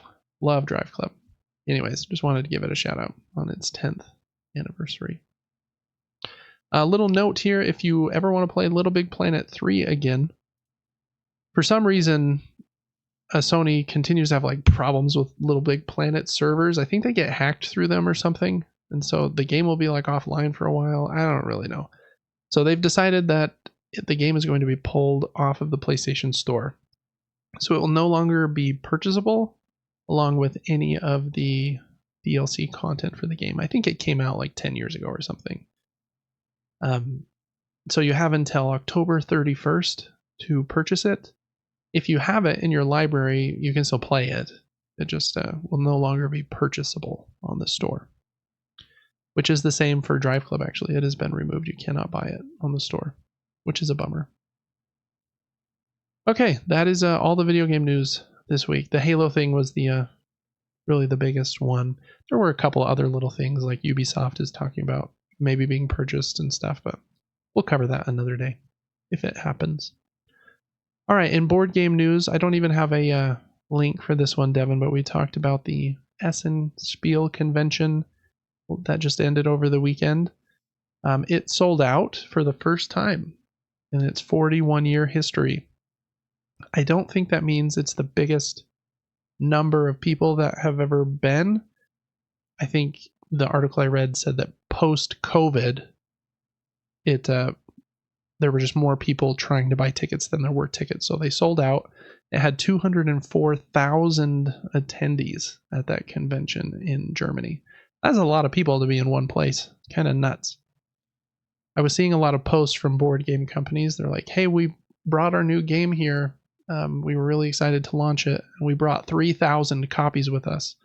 And they're all sold out. I'm just like, wow. But I guess it makes sense with that many people there that those new games are going fast. And now it makes more sense to me why that convention is such a big deal for these publishers. They go to it and they can get, 5,000 copies of their game sold, and it's like the initial launch of that game. So then like you sell the game, all these people are excited about it. I got this thing that nobody's played before and it just barely launched, and then there's a lot of buzz about it on Board Game Geek and it might help their sales. So anyways, cool thing. I hope that the board game community continues to grow, because I just think it's such a wonderful hobby. All right, Devin, that's going to bring us to crowdfunding corner for this week. It's October 9th today, but I think this will go up on the what is time? The 11th of October.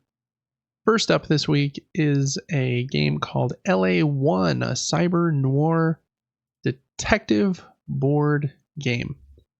It's from the creator of Arkham Horror, which I think is why the game's getting a bit of buzz. And it kind of reminds me of a game called Chronicles of Crime.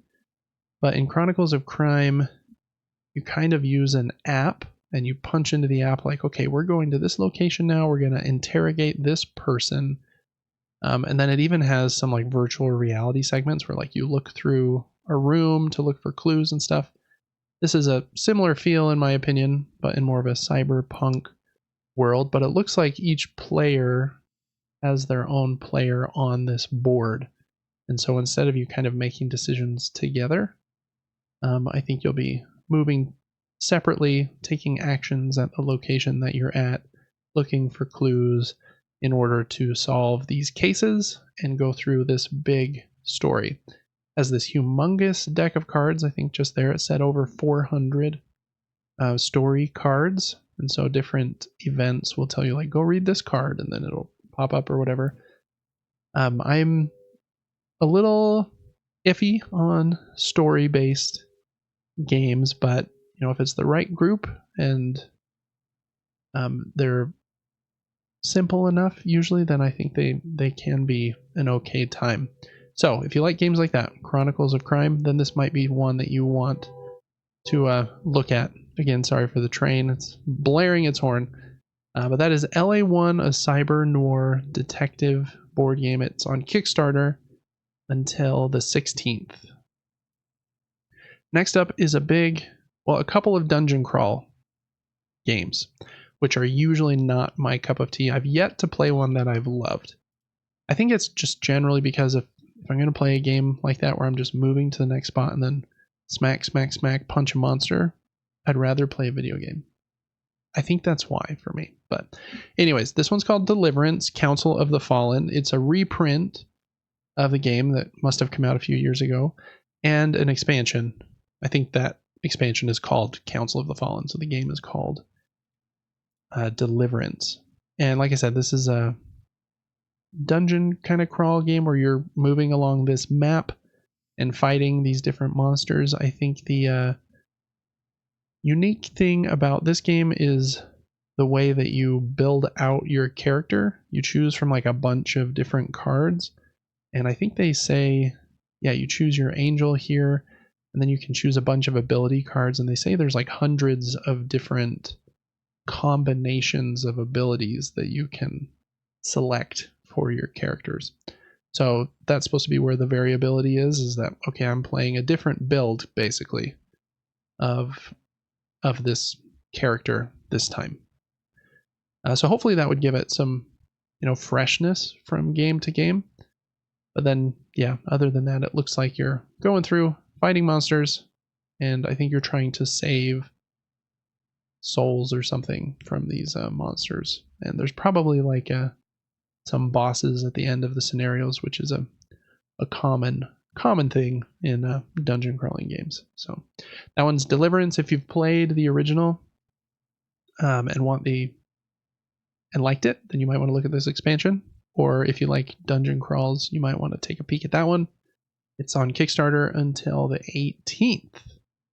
Next up is if you took a dungeon crawler and shrunk it down to a box of Altoid mints. And that's what we get here. We get Dark Tomb, the Ice Chasers. This is actually I think the second game in this kind of Dark Tomb series. It's basically, again, a dungeon crawl with different scenarios and characters you can play as with dice-based combat, where you're moving through kind of a map or a dungeon before some sort of like boss fight. But this one is really small. There's no miniatures. It fits in that tiny box. You build the map with cards that are shuffled, and you move cubes around on the cards in order to represent your character and the enemies. Very cool idea in order to have it be that tiny, because that really is small. It is like very small. And it seems like it's pretty well laid out. The iconography and everything looks nice. Even the cubes have like a tiny little printing on them for like the monsters and stuff. It has a 20-sided die that fits in that little tray.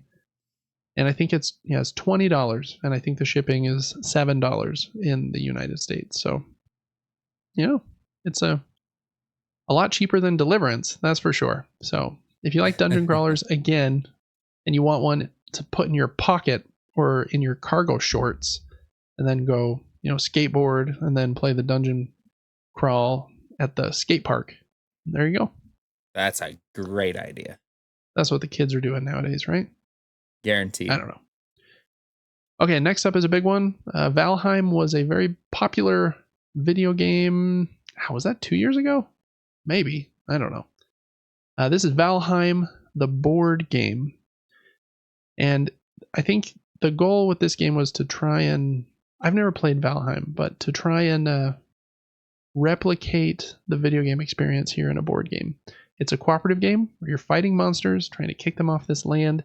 But you're also doing a lot of other things. You're collecting resources from the land, exploring the land, and then with those resources, you can build different furniture pieces in your house. You collect food, and then you cook food on your fire. There's like different food cards. So I think it's trying to simulate the survival and crafting elements of Valheim. And yeah, I think there are some recipe helper cards there as well. There's I think a couple different versions. The nicer version has like a big 3D house that you can put all your stuff in, and has wooden resource tokens, and then has big miniatures and stuff, where the base version is just all cardboard. So lots of options there. If you liked Valheim, or if you like cooperative games where you're fighting monsters, again, kind of like a dungeon crawl, but this one's more of like a survival game in a way. I do think there is, though, an end boss scenario for each of the kind of scenarios you play. But cool miniatures. Again, I think this is mostly for fans of the video game, but it does have cool pieces and components. So I think it's got quite a bit of love. It has over $1 million funded at this point. That one is Valheim, the board game. It is on GameFound until October 22nd. Yeah, the standard edition, 65 euros. And the deluxe edition is a much thicker box for 115 euros. Okay, going from a big game to a small one. This next one is called Mischief, and it is a small card game, but it's from a very famous card game designer. His name is Dan Kassar. I don't know if I'm pronouncing that correctly, but he is well known for a card game called Arboretum, which I actually have. It's a brutal card game. I think it's very well made and very smart in how you play it, but it can be a very mean game where you're making these groupings of trees, and if I look over and see, oh, Devin's making that grouping of trees, I have the highest value of that tree type, so I'm just going to keep it in my hand, and since I have it in my hand, Devin will not be able to score those trees at the end of the game. So it's a very mean strategic game in that way.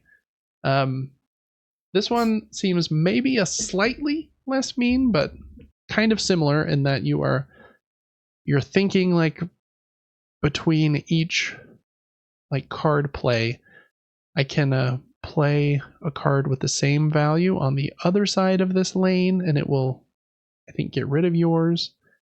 Or I can play a card that will protect yours by being one value lower, and that gets me the friendship token.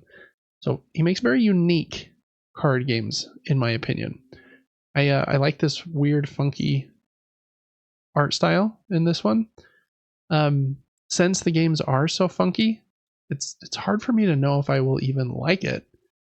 But just from the videos and the reading that I did, it did seem very unique. There's a couple different versions. I think the base version is $39.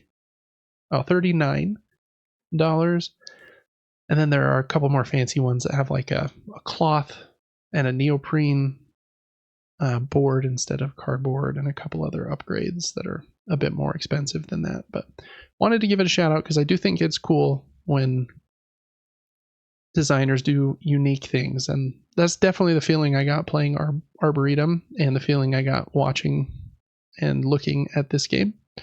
But just know that going in that there might be a tinge of like meanness in the game, but that's pretty common in a lot of card games. You know, where I can get 3 points doing this, but it's better for me to deny you 10 points. You know, which is just strategic play, but sometimes feels mean. So I don't know. Yeah, I can do a lane battler and strategically stop you in a turn. But to know that I'm destroying your entire plan for the game, so like you're hoping so bad that you get your plan, and I'm just like, hey, I can't do it. I don't know. Yeah, that one's a little more brutal than Radlands that we played a couple weeks ago. So I agree. But that's Mischief. It's on Kickstarter. Scroll up to the top, Devin. I actually didn't write down when that one ends. My mistake. It ends on the 22nd. Okay, next up is a game called Twisted Cryptids, and it's from a company called Unstable Games, and I'm generally not a fan of games like the ones this company makes. They made like Unstable Unicorns, I think was what it was called, and these games kind of remind me of like, what's that party game that everybody has played that I think is really dumb? Exploding Kittens. Yeah, or something like that, which I don't know. Hey, you pulled one out. And anyways, but I did play one of their games that I like, actually. I bought it for our youngest brother. Not youngest, second youngest brother. And it was called Slay something. Dang it, it's Here to Slay. Here to Slay is what it was called. And it was a pretty fun little card game. I do think this company's games have cool artwork, but usually like the components are bad and like it's not anything to write home about. This one, it might be in that same like component boat because it's pretty cheap.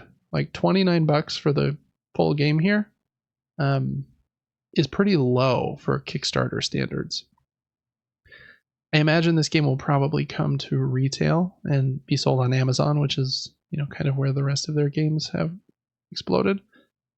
And there's a few other editions you can get. There's one with these really cool vinyl figures as opposed to the tokens that you'll be playing with in the base version.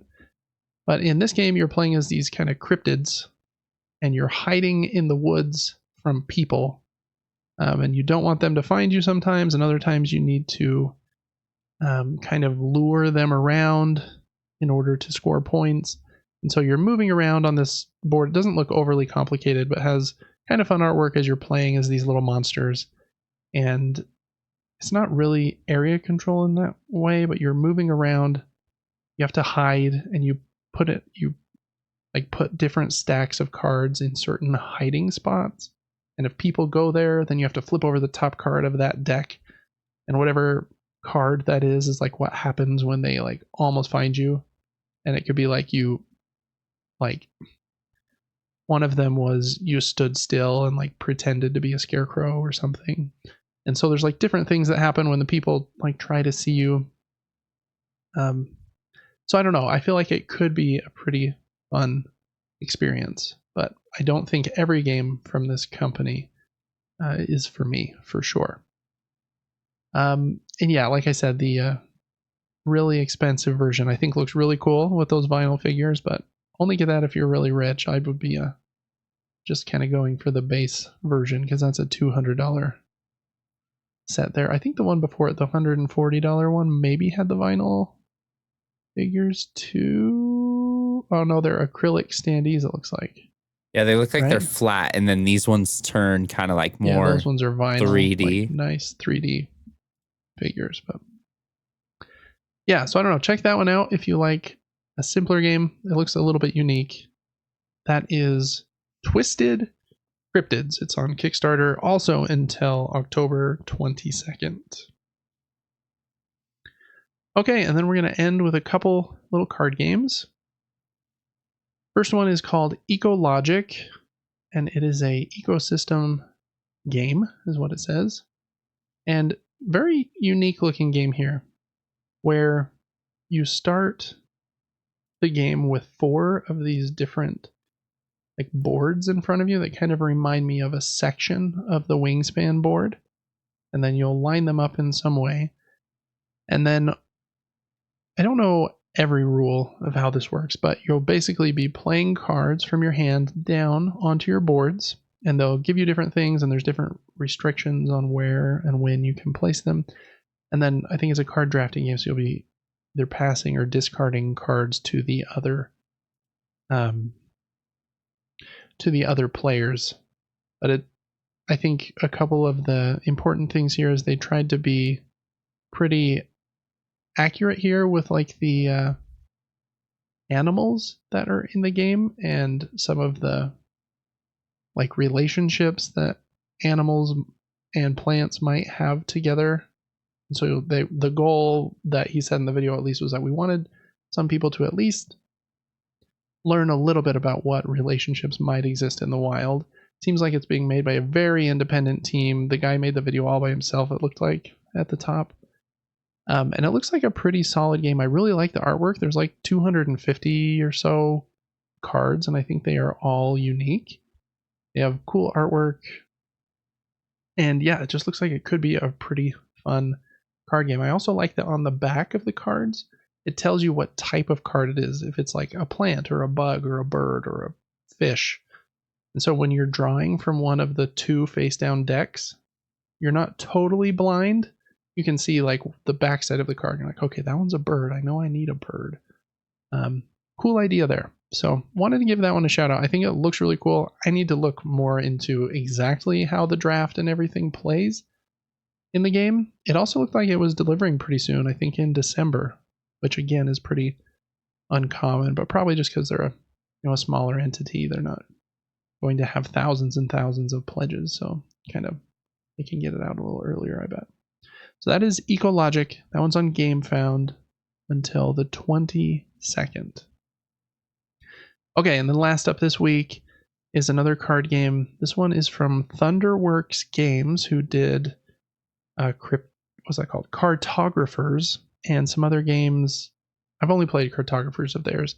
This one is called Citizens of the Spark, and has some really crazy like fantasy animal artwork. I think the artwork kind of looks fun. It's like very colorful and quirky. And in this game, you will be taking a row of cards from this, I think it's a 3x3 grid. And whichever row you take, you then take all of those cards and put them in front of you. And if you already have a card of that type, then it stacks on top of it. And then after you take your cards, you get to activate one of your sets of cards. But the action that it activates will be at the strength level of however many cards it's stacked on. So your actions get stronger and stronger and stronger as you get more of the same card. And then everybody else gets to also follow and do an action in their tableau of cards if they have one that matches the same, I think, type. So there is a follow action, which is nice. And yeah, it's looks like a pretty simple game in that way. I'm kind of gravitating towards like simple card games I can play in like 20 to 40 minutes though. I think that's a kind of a sweet spot for a game like that. So it has a couple different versions. It's $40. Includes 300 of those cards. Again, there's many duplicates because of that stacking component there. The $55 version has a playmat, and I think both versions come with a little bonus pack of cards for backing it on Kickstarter. Most of their games come to retail, so I imagine that this one will as well, but I don't know. I'm guessing that little bonus pack of cards is probably the Kickstarter exclusive. I really like that they have a plastic custom insert, like a good custom insert. So, yeah, I think that's kind of everything to know about this one. There are like, I just got a game that has this system and I really like it, where there are dividers between all of the sets of cards. Makes the storage in the box look really nice. And I do think the other cool thing about this game is, of that set of 300 cards, there are 10 cards of 30 different types. And in each game, I think you only take, I can't remember the number, if it was 10 or 12 of the 30. So you choose some and shuffle them all together in a big deck, and then you play with that deck. And so on the back of either the rulebook or the box, they have like a suggestion table, and they say if you want like a fast game, choose maybe these ones. Or if you want like a longer one, or one that is a little meaner, or one that is a little more complicated, or whatever. And so you can make the game quite a bit different just by the different combination of those 30 different factions that you choose for that play, which is a cool idea. I like a little bit of variability, as long as the variability doesn't make it hard to remember how the game plays, or make setup a bear. In that scenario, it wouldn't. So anyways, I thought it looks pretty cool. I didn't love Cartographers though. I know I'm very much in the minority there. A lot of people love that one, but it's not my favorite roll and write. So Citizens of the Spark on Kickstarter until the 23rd. Okay, Devin, that's our 8 games for the week. Which one gets Devin's seal of pick of the week? I think it'll shock you. Oh boy. But I'm going to go with. What do you think I'm going to pick? With you saying it might shock me, I think I was leaning towards Deliverance. No, sir. I'm going to choose Ecologic for a few reasons. Unique mechanics, small team.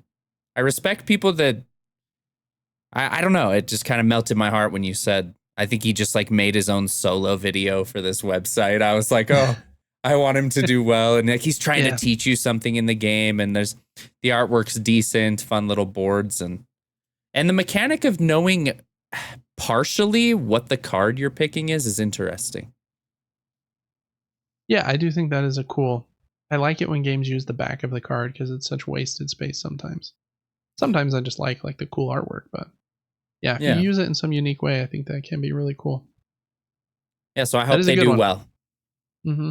That's a good pick. I like that pick. For my pick of the week, a tough one. I think I'm actually going to give it to Citizens of the Spark, the one we were just looking at. A little bit of risk for me because I didn't love their last game that I played, but this one looks different. And like I said, I'm kind of into like shorter card games that you can play fast, but then have almost like infinite replay value, because next time you play it, even though you remember the rules, it's going to play differently just based on the people you're playing with, and in this game's case, based on which of those 10 mini decks you shuffle together. Kind of reminds me of Compile, which we played and liked quite a bit recently, where you shuffle the mini decks together to make your kind of customized deck. So that's kind of a cool idea to have in a small little game here. So that's probably going to be mine. There were a couple others. Ecologic, I think, looks cool, and Mischief as well were probably my other two that I would have turned to. But yeah, I'm going to give it to Citizens of the Spark. And that one's on Kickstarter. I don't think I said this until the 23rd of October. All right, well, that's going to do it for Crowdfunding Corner. All right, Devin, just a little heads up. I didn't tell you this. Our video last week where we ended the podcast talking about what we talk about. Oh, yeah, it was the 5 games that we were most excited about from the SPIEL convention. Did really well. Did it? Let's go. Yeah, it's doing really well compared to some of the other videos I try to do. So I think that we'll probably make this like a permanent mainstay on the show where we have like, it doesn't always have to be 5. Maybe it's 3 some weeks, like our top 3 favorite something. And I thought maybe we'd alternate like video games and board games from week to week so that we'll have one video that goes up on the Super Game Brothers channel. And then the next week, it'll be a video that goes up maybe on the board game channel instead. So that's kind of the thinking here, just because it seemed to do pretty well. And I like talking about lists anyways. So it's kind of fun. It's Halloween time, Devin. You've been watching lots of scary movies. I thought we would talk about the 5 times we were most scared in a video game that we finished. I specifically wrote in that we finished because I've had a lot of games that I've played that I was scared in but did not finish. Thinking of games like Outlast. I played probably an hour and I was like, nope, I'm out. Even Alien Isolation that we talked about earlier, I probably played 4 hours in that one and liked it. I probably should go back and finish it, but that one was right on the edge of like a handle. So that happens to me a lot. I don't think that happens to you like ever, where you're like, yeah, I'm just not gonna finish that unless the game's terrible. But it's not for scared reasons like it would be for me. So anyway, so that's why I put the differentiator there. So we're just going to go back and forth through our 5. And this is also one other note I wanted to put here. I put times we were most scared in video games we finished and not our favorite like horror video games, because that gets into another rabbit hole of like, well, The Last of Us is going to be like my favorite one. But do I count that as a horror game? Like, I don't know. It's kind of scary at parts. But that's not kind of the point of that game, even though there are zombies and stuff. So I wanted this to be like a little different in that way. So times we were actually scared. I hope that made sense to you when you were reading the document earlier today. And even if you defined it differently than I just did, that's totally fine. All right. Do you want to go first or second this week, Devin? I will start, actually. Cool. All right. First one for me, and I don't know if a lot of people know too much about this game, and I don't really have a perfect video to show. That's okay. But one of the scariest moments in any game I've ever played was this game right here. The Mortuary Assistant. Absolutely terrified me. It has the most random scares. I think each time you play the game, it's unique scares based on where you went. That really? Type of thing. Some things don't happen in one playthrough that they happen in another. But, I mean, I remember playing this game and I walked past the window and it was just quiet. It didn't try to do a loud noise or anything. And I just saw a face just looking at me in the window. This is like, oh no. And I went from like working on the patient or whoever's laying on the table, and I turn and there's just this creature right above the medicine cabinet. And it like scurried away, kind of like glitched out of there. And I think I just screamed. So if you're looking for intense scares, Mortuary Assistant is truly insane. Yeah, I Googled before making this list, what are the scariest video games? And this one was on every list. So I understand. I don't think I could, just based on that, I don't think I could play this. All right, my number 5, and mine are basically just games I've played, but I think Resident Evil 7 is probably the scariest Resident Evil I've played recently. I think first-person games are way scarier than third-person. Just you feel more like the character, and you have less of like a viewpoint of your surroundings. Especially because the POV in a lot of these games isn't like great. You can't like see your peripherals amazingly. So yeah, this one was scary. I think this was the first Resident Evil game in first person, if I'm remembering correctly. So yeah, not a lot of more details than that, other than I think this is the scariest of the Resident Evil games. I mean, there's a couple sections in Village that are like pretty scary, but I think this one's scarier like consistently all the way through, and you're like being chased through the house and stuff. Yeah, pretty scary. It also has that VR mode. It'll make you throw up probably, but that's probably also terrifying. But yeah, Resident Evil 7 was my number 5. That's a great poll, and I agree with you. I think it's probably the scariest of the Resident Evil games because of first person. Yeah. My number 2 is this game, and this is one of my favorite horror games. But this game is basically a psychological horror trip the whole time. You don't know what's going on. Oh, really? Yes. Basically, you have a home base, and it's actually a home. You're like in a house, and you're exploring more and more of the house, the garage, the attic, the basement, eventually, the crawl spaces. And you'll be wandering around for a half hour. Nothing's happening. You're looking for clues and puzzles. You'll be going to walk around a corner, and there's just a face just staring at you. And I appreciate a scare that doesn't have to add so much noise. It's just like, whoa, unexpected. Also, one of the best horror games I've ever played. Confusing, doesn't hold your hand. A lot of fun. It goes into details about addiction and stuff, and it's a crazy video game. Truly is. Highly recommend. It's like pretty full length too, isn't it? I feel like some of the like other like horror games that are popular nowadays are like 1 or 2 hours or have a couple chapters. But this one's like a full longer game, if I'm not mistaken. Yes, you are correct. Okay. Yeah, creepy. You're on another level. I don't think I can do that one. But okay. Next up is a deep pull. A few of these other ones are, I don't play a ton of horror games nowadays. I generally know like what my threshold is and bump up against it very rarely.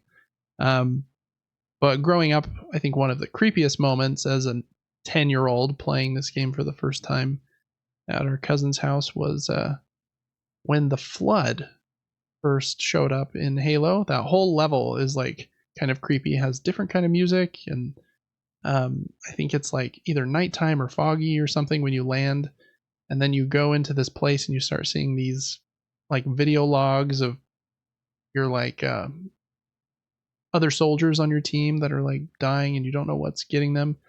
And I remember thinking and talking to our cousin, we're like, oh man, there's gonna be like a new type of Covenant, like a new alien. And then it like totally swapped, and there's this crazy like zombie kind of what would you call it, race in the game. And yeah, what a memorable moment. And also like as a 10-year-old, I was like, what is going on? And some of them like explode, and some of them have weird arms that like they jump at you. So that was probably one of the scarier moments as a youngling. But yeah, I replayed this recently, and it's not that easy. Really? Yeah, those early Halo games, I don't know if I ramped up the difficulty or what I did, but man, it was brutal. Yeah, no, I believe it. But yeah, that's a good moment still. So the flood in Halo for me is my number 4. It's perfect. My number 3 is from the highest reviewed horror franchise ever, Alien Isolation. It's a fantastic game. I can't see anything on the screen right now, but basically there's the gist of it. You're hiding under a dresser, and see, he's smart. He doesn't waste no time. like most NPCs in games, they're like, oh, where did he go? I just saw him in front of this locker, and the only place he could have gone is in the locker, but I'm not going to check there. Not this guy. This guy will smell you from 30 feet away. If he spots you once and you try to hide, he usually finds you. Very, very intense. It's pretty hard to get away.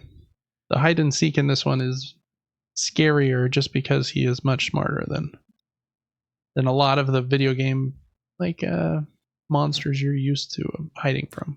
And he's big, he's super tall, and he's fast, and he uses the vents, and he'll open a locker and just pull you right out of it. You think you're safe and you're not, or you're just crouched under a desk, or you're in a vent and you don't think he's in there, but he's in there. He's in the vent chasing you. Yep. Yeah, fantastic. This game scared me to death. Not in a like I'm terrified way, but just got my heart rate so high. Yeah. I think like in a real life scenario, out of like all of the games that we're mentioning, like this would be one of the scariest like real life scenarios. And so I think it just gets your heart racing in like that way. It's not like I'm not going to sleep tonight. It's just like this is intense kind of way. Oh yeah. Yeah. So very cool. Good pull. We just talked about in this episode that they've announced a sequel is being made. Probably won't be out for a couple of years, but very timely.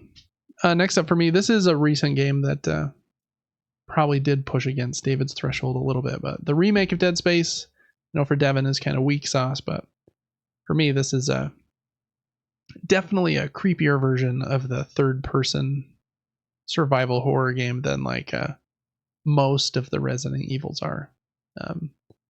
I think the sci-fi setting and aliens just kind of creep me out more than like Resident Evil settings, and this one's darker, more graphic and gory and stuff. I think it's a very awesome, fun game, but yeah, I don't know. I think space is also just like kind of creepy. For some of the boss fights, you'll be out in zero gravity and there will be like no sound. And that's such a weird, creepy vibe to be like fighting a fight and there's nothing. And even like shooting and blood and like things are exploding and there's just like silence. So anyways, I think Dead Space is great. I hope that one day they remake the second and third one, but I don't know if they're working on it right now, which is such a bummer because this first one is such a good remake. I didn't even play the original.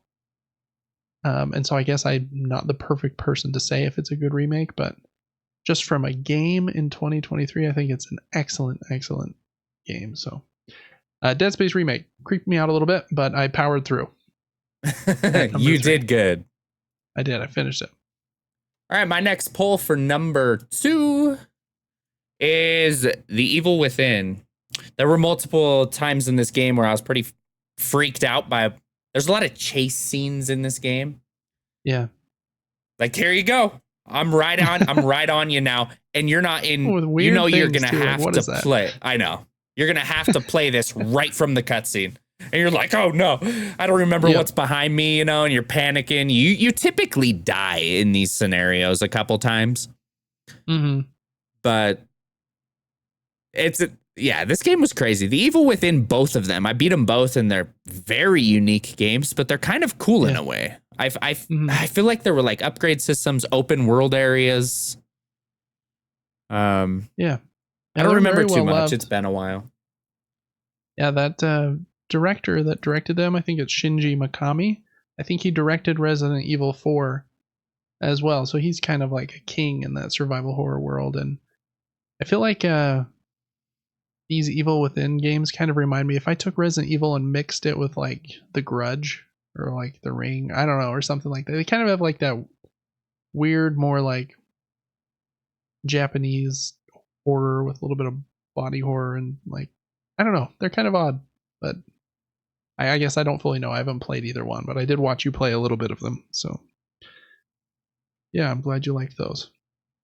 Number 2 for me is another deep pull from the past.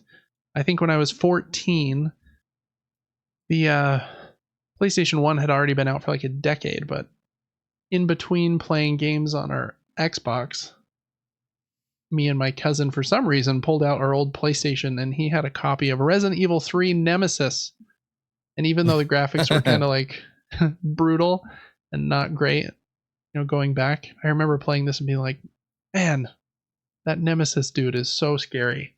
And I think he's the highlight of this game because I don't think the game is like that amazing. And even the remake of number 3, I just felt like was pretty good, but not as good as a remake of 2 or 4.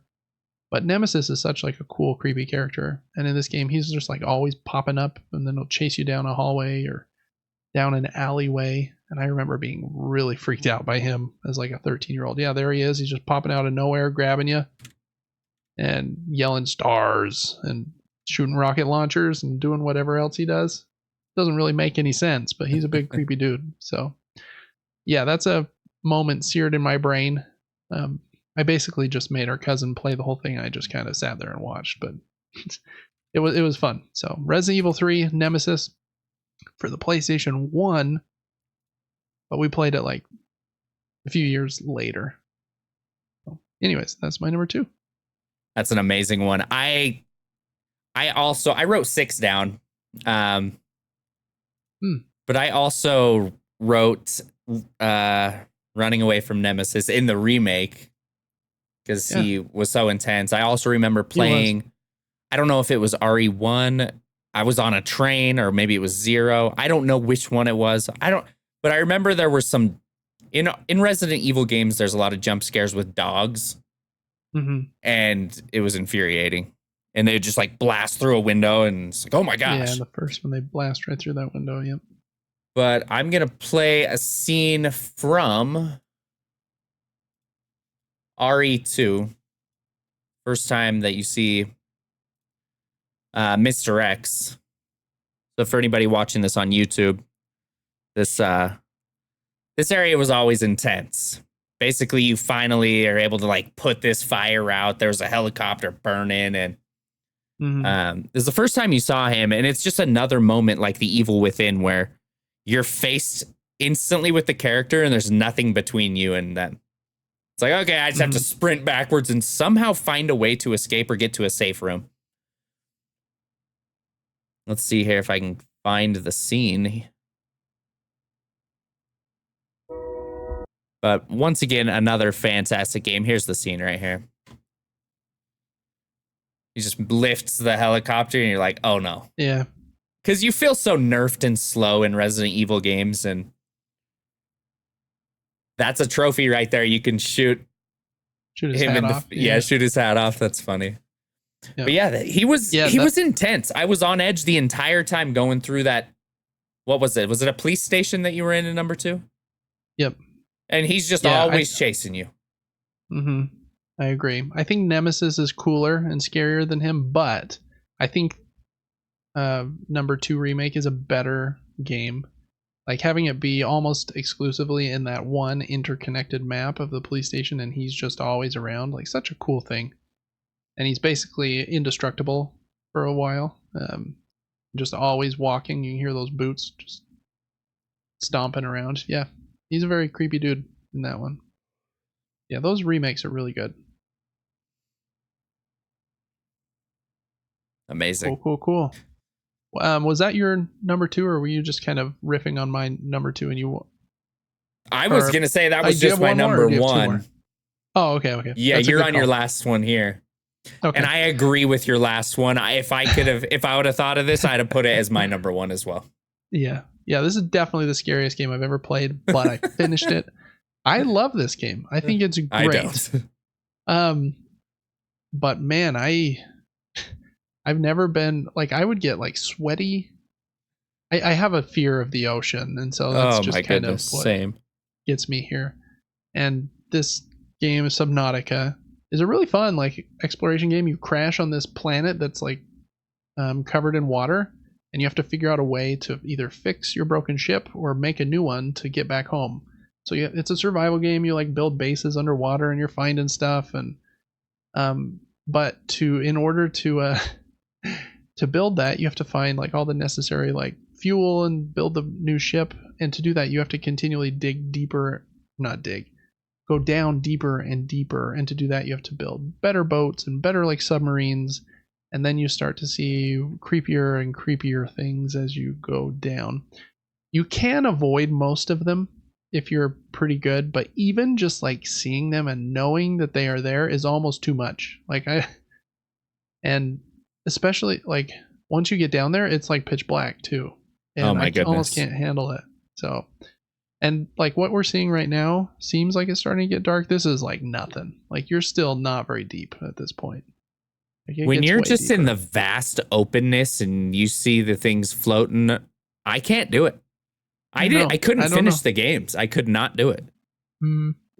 Yeah, it's hard. I almost have to take like little breaks. Because it like makes my skin crawl.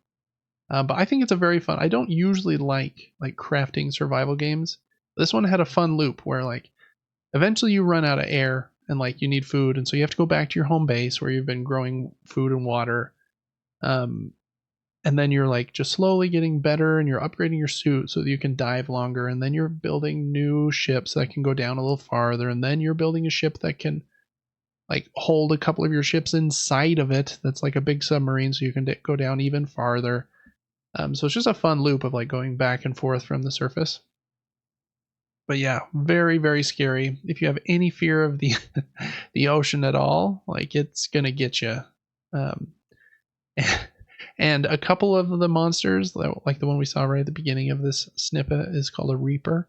They don't hang out very deep. They're pretty shallow most of the time. And I think they're like the creepiest one in the game. But I mean, there are bigger, different kind of creepy ones down deep too. But yeah, they're just kind of, I don't know. Even there are some giant creatures in the game that aren't mean. They're just like swimming around, and I almost can't even stand to get by them. I know. Trust me. Like, I know. It's terrible. It's just like a big turtle, and I can't. I'm afraid of the turtle. But that's the ocean. It's just a place humans are not meant to be. So I'm glad I beat this game. I actually got the platinum trophy for Subnautica. So if anyone ever tells me I'm afraid of the ocean, I can tell them I got the platinum trophy for Subnautica. But yeah, did you find it on the surface? Ocean. How'd you get it? No, you have to go all the way down, and you like. Nope. I mean, I won't spoil everything, but there's all kinds of stuff down there. But yeah, that's number one for me by a long margin. I think so too. I agree. I'm not just trying to drag myself into your poll for number one. I 100% agree. This is the scariest game I've ever played. Yeah, it's a different kind of scare. It's not like a horror movie scare. It's like I don't even know. It's like an actual like I physically feel like ill almost kind of scare, which is weird. Yep. I'll come across a video of some deep sea creature sometimes, and instantly my body goes into like this quick shock, and I'm like, nope, get out. It's weird, man. Even I was scrubbing through this video trying to find like a moment, and I can almost barely stand to watch someone play it, which I don't know. It's crazy. But anyway, Subnautica, it is a very fun and I think a very like fulfilling and satisfying survival game. If you're not afraid of like the ocean, then in the same way that we've been explaining, then I think you should totally play it. It's really fun. So anyways, that's my number one though, totally. Subnautica. All right. Well, those are the 10 games and moments from those games that have been the most creepy to us. Let us know in the comments what the most scared you have ever been in a video game is. We'd love to hear about it. And thanks so much for listening and watching. And that's going to do it for episode number 28 of the Super Game Brothers podcast. Make sure to check out the rest of the content that we do. I do lots of board game stuff on Gaming Top Down. Devin streams on weekdays on Twitch. He's Player 4. And on TikTok, he's Player 4. And on YouTube, he just streams right to our YouTube channel. So you can find him there too. Right now he's playing Silent Hill 2. But I'm guessing he'll be playing some other horror games this month as well. So make sure to follow him there. We do a monthly giveaway. So make sure to join that before October ends. Giving away a copy of Disney Lorcana Gateway, which has a couple like starter decks in it to help you get started in that game, or a gift card. And yeah, I think, is that all the closing stuff? It probably is. Devin, it's not quite midnight. You going right to bed or grinding some more Clash? right to bed. I might watch like an episode of Impractical Jokers or something, but Yeah, I'm gonna be in bed soon. I'm pretty exhausted, to be honest.